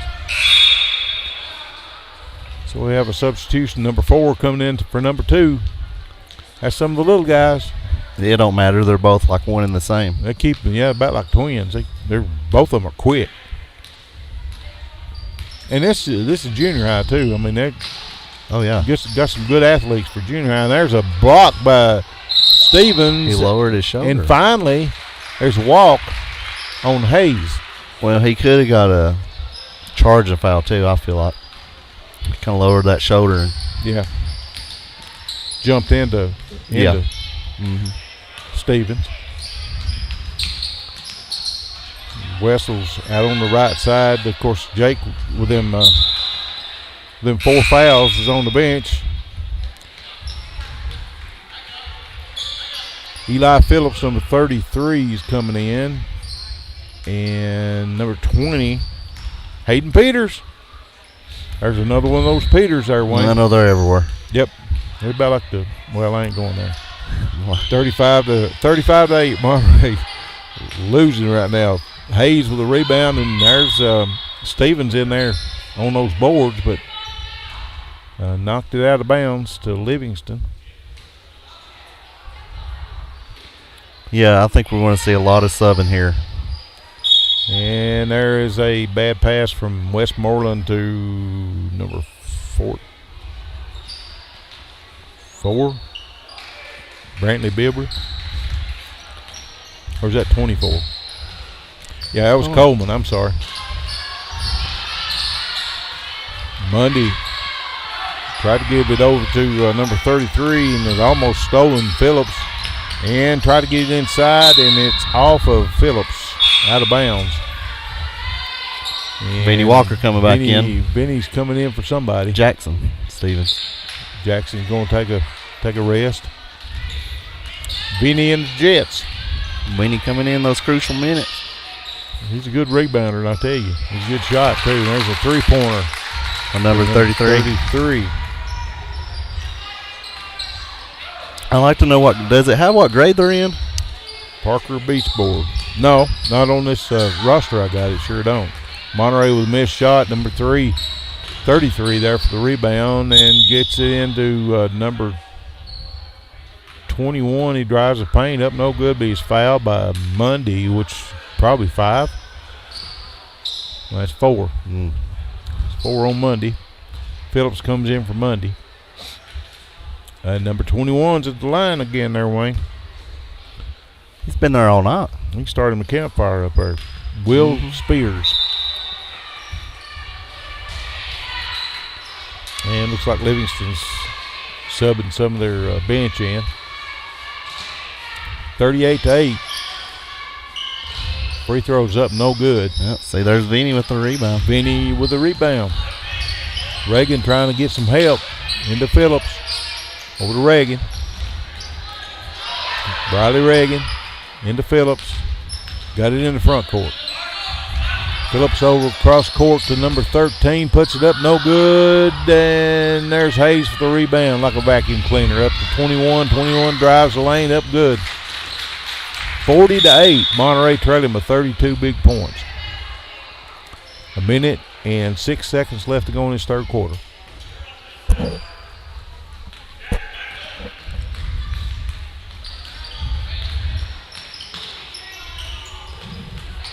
The 13 gets it into Peters. Peters back out to Phillips. Phillips puts up should have been out of bounds, but no call. Benny with the loose ball. And we got a tie ball. It's been a while since you said that. Yep. Yeah, we ain't had very many in the boys' game. Well, that was in the girls. Every time he's turning around, he's. And speaking of, here's his uncle, Michael Peters, calling me. Oh, is he? Yeah, bud, come on, man. You busy. You camera guy. You ain't got time to fool him. I'll talk to him later. Tell me, you're the videographer. You ain't got time to fool them peasants. There's a shot from the baseline, and looks like Monterey looked like a sort of like pinball, or not pinball, but bowling ball. Bowling pins. I'll get it out in a minute. Livingston called the dogs off. They got it. They got their whole second team in. And 33 stole the ball from Reagan. The 15 drives. A look there with there's a move. Number 15 pulls up and shoots a jumper. Was about a 5-foot jumper. Into the third quarter, Monterey trailing 44 to 8. Trailing the Livingston Middle School Tigers. The Thornton Agency represents over 20 companies and can tailor the right plan to every need at the best possible rate. Building relationships one client at a time. Give Josh a call today. 931-252-4659. 931-252-4659. What are you expecting here in the fourth? A lot of youngins. Going to empty the benches, yeah.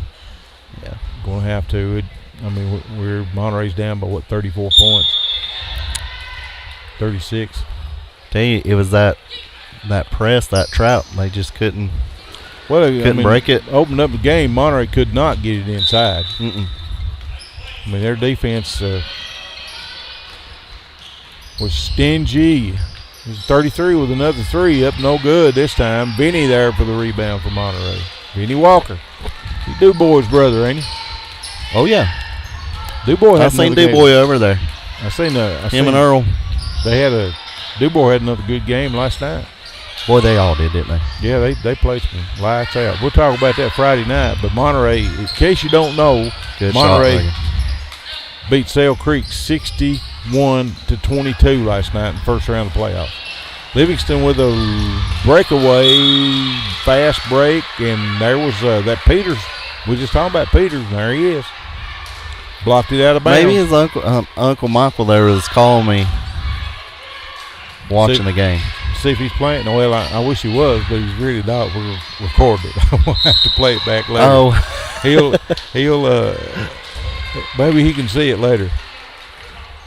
He may have been wanting to know if we were. Now everybody's wanting to call me. Filming the game. Now my wife's calling me.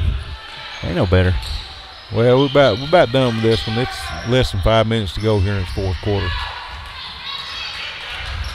Reagan up the court. Hey, good pass. Phillips and 33 there with a steal into 15, and they got some little small kids. Their first team's a pretty good size. Yeah, they were. And we got a bunch of subs in now for both teams. We'll try to pick up on some of them. Number 30. For the Tigers.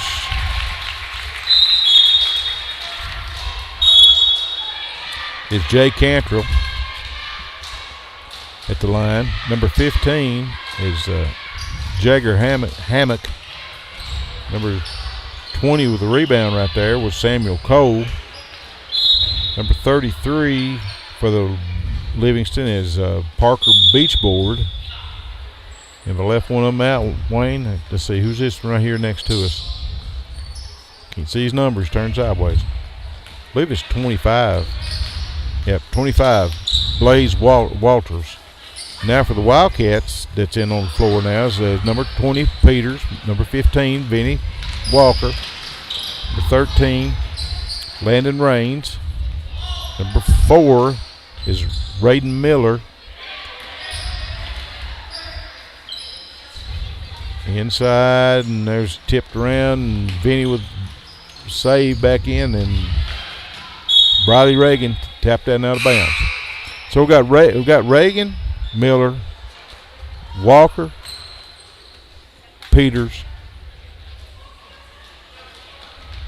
and Raines for Monterey. Try to give all these kids a shout out. 3 minutes and 2 seconds left to go in the fourth quarter, and Monterey steals it back. Number 4 tries to drive the lane, had it stole back away from him by Livingston. Livingston has it in the front court. 33, there's at number 4.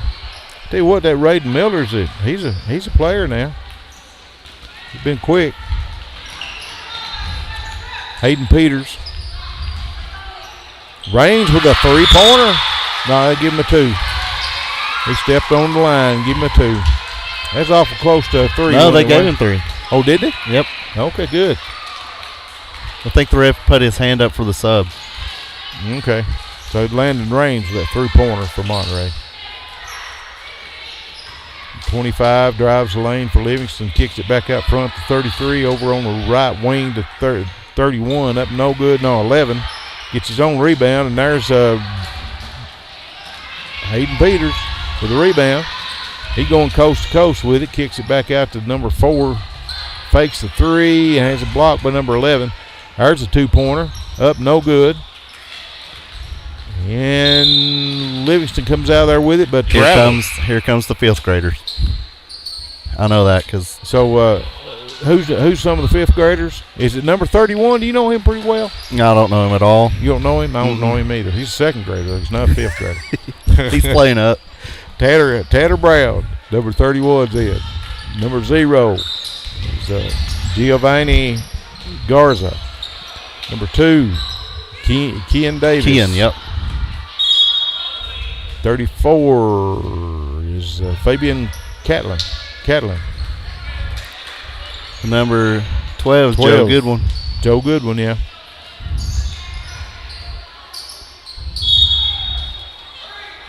Tanner Bethhaven blocked there. He definitely offered that shot. Hey, that's what I tell them. All you got to do is contest it, get in their face. Just put that hand in their face. That's all you got to do. And there's still with number 33 in the 15. 15 gets down. There's another one of them stop shots like he got. 42 seconds left to go. Monterey, there's 30 was a steal. Out of bounds. There's Tanner bringing it in to Goodwin. Goodwin gets it across the timeline and has it stolen. Livingston puts it up. No good. And why they beat the clock, I don't know. I know. It's in play.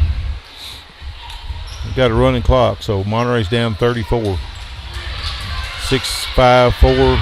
It's almost over. Garza tries to get it in the front court, and that's the ball game, folks. 45-11. Our Wildcats kind of got upended by the Livingston Middle School Tigers. We'll tell you what we're going to do is we'll hold it here and see if one of the coaches wants to come up and talk about the game. If not, looks like this may be a no for take them. It looks like he's going to take them straight to the dressing room. Yeah, there was no smile. No, I saw that look on his face. Skip, go straight to the locker room. Yeah. So our Wildcats come up a little bit short. They done took the score off, so yeah, they'll have to catch a replay. I think Monterey's behind like 30 some odd points. 34 11 points. To 45, maybe. Yeah, I believe that's what it was. 11, I know for us. Well, we've been trying to cover the junior high home games for sure. We're going to continue doing that, but now on Thursday I won't be able to make it. Hopefully, maybe Neil or some of the other ones can come up and help you with it, Wayne, and we'll get it going. What I'll do, I'll come up and set everything up. Yeah. And then I'll go to church, and I'll come back after church is over with. Okay. So we'll try to keep it going. If not, I mean, we'll do as much as we can. We're just thankful we get to do some of the junior high games. Oh yeah, for sure. So there was a split tonight. Looks like with the varsity teams. Girls went to 4-1. Boys went 1-4. So it's been a tough year so far. They had, just one of those nights for the boys. They just ain't caught a break this year. No, and of course that defense, that Livingston, they come out. They struggle with it. Yeah, and of course, Coach Hoover will tell you that'd be his number one thing. They couldn't break it. Yeah, of course they had the middle packed, couldn't get nothing inside, and that press really put the quietus on them for sure. Yeah, it did. Well, Wayne, is there anything else you want to talk about before we shut her down? No, other than I'm glad I got the first moments of Tanner's future career in basketball at Monterey. There you go. We got it on film there. Yeah, so it's here to stay. Yep, yeah. The good, the bad, and the ugly. Hey, you got to start somewhere. That's for sure, and he's a 5th grader. He's an athlete, that's for sure. Don't tell him I said that. Oh, I know. No, we don't need that. Nobody needs that. Don't. I'll tell you what, folks, we're going to hear a word from our sponsors, and we'll be back. I've got some schedules around here somewhere. I'm not sure exactly. I don't think next game. There's maybe 3 this week. We got, let's see. Monday, it's at Carthage. Tuesday, it's at Allgood. That'll be a tough one. And then it's Thursday up here. It'll be Prescott up here. So that Allgood game will be tough. Yeah. Yeah, it's hard to compete against them bigger schools. But we'll talk about maybe covering that on Thursday night. But if we don't get to, we'll be with you next Friday from South Pitt down there at the Pirates. I done been joined with a drunken pirate on Coach Steve. Oh man, he's gonna help us, I think, get set up with the broadcast and all that kind of stuff. So, folks, we'll keep you informed and try to keep you abreast of where we're going. Y'all hang in there and have a good week and have a good church service tomorrow and have a good Saturday, and we'll be back with you when we can.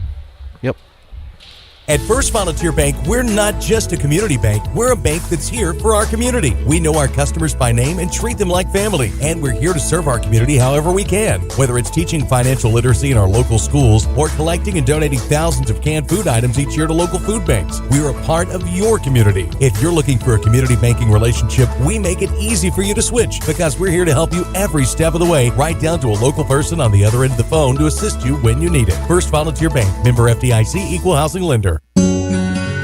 The Thornton Agency is an independent insurance agency representing over 20 companies and are able to tailor the right plan to every need at the best possible rate. Their number one goal is to provide quality service. Their mission is to build long-lasting relationships, not just mere clients. They're located at 418 East Broad Street, Suite D1 in Cookeville. Give Josh a call today at 931-252-4659. That's 931-252-4659.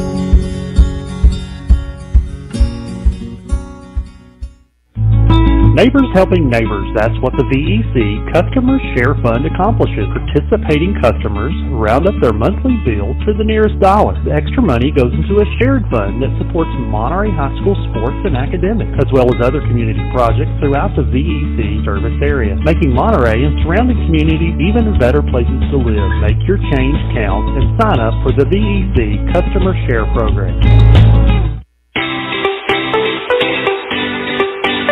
If you're looking for an honest, dependable, and experienced shop to have your vehicle repaired, check out A1 Auto Repair just outside of Monterey on Highway 70. Bill, Tim, and Kurt have the knowledge and experience to handle almost any auto repair you may have. From wiper blades to major engine repair, they provide expert and reasonable solutions to keep your vehicle on the road. Go by and see them the next time your auto needs maintenance or you have a problem. Call them at 931-839-3013. That's 931-839-3013.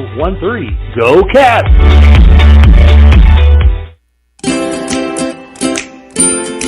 At Monterey Drugs, our focus is on you. You're not just a number, you're a neighbor. We'll get to know you so we can give you the personal service you deserve. Monterey Drugs, your hometown pharmacy. Proud sponsors of Monterey High School. Located on Elmore Street, right next door to the dollar store. Just give them a call at 931-839-6777. 931-839-6777. We're wishing the best for Monterey High School sports and academics.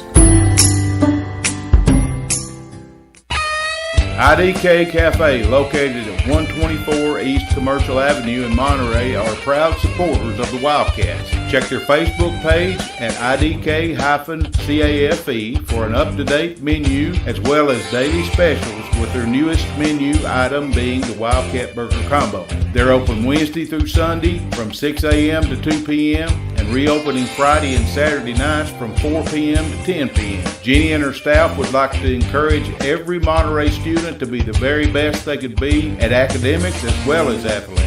Go by and see them today at the corner of Chestnut and Commercial or give them a call at 931-584-0174. That's 931-584-0174.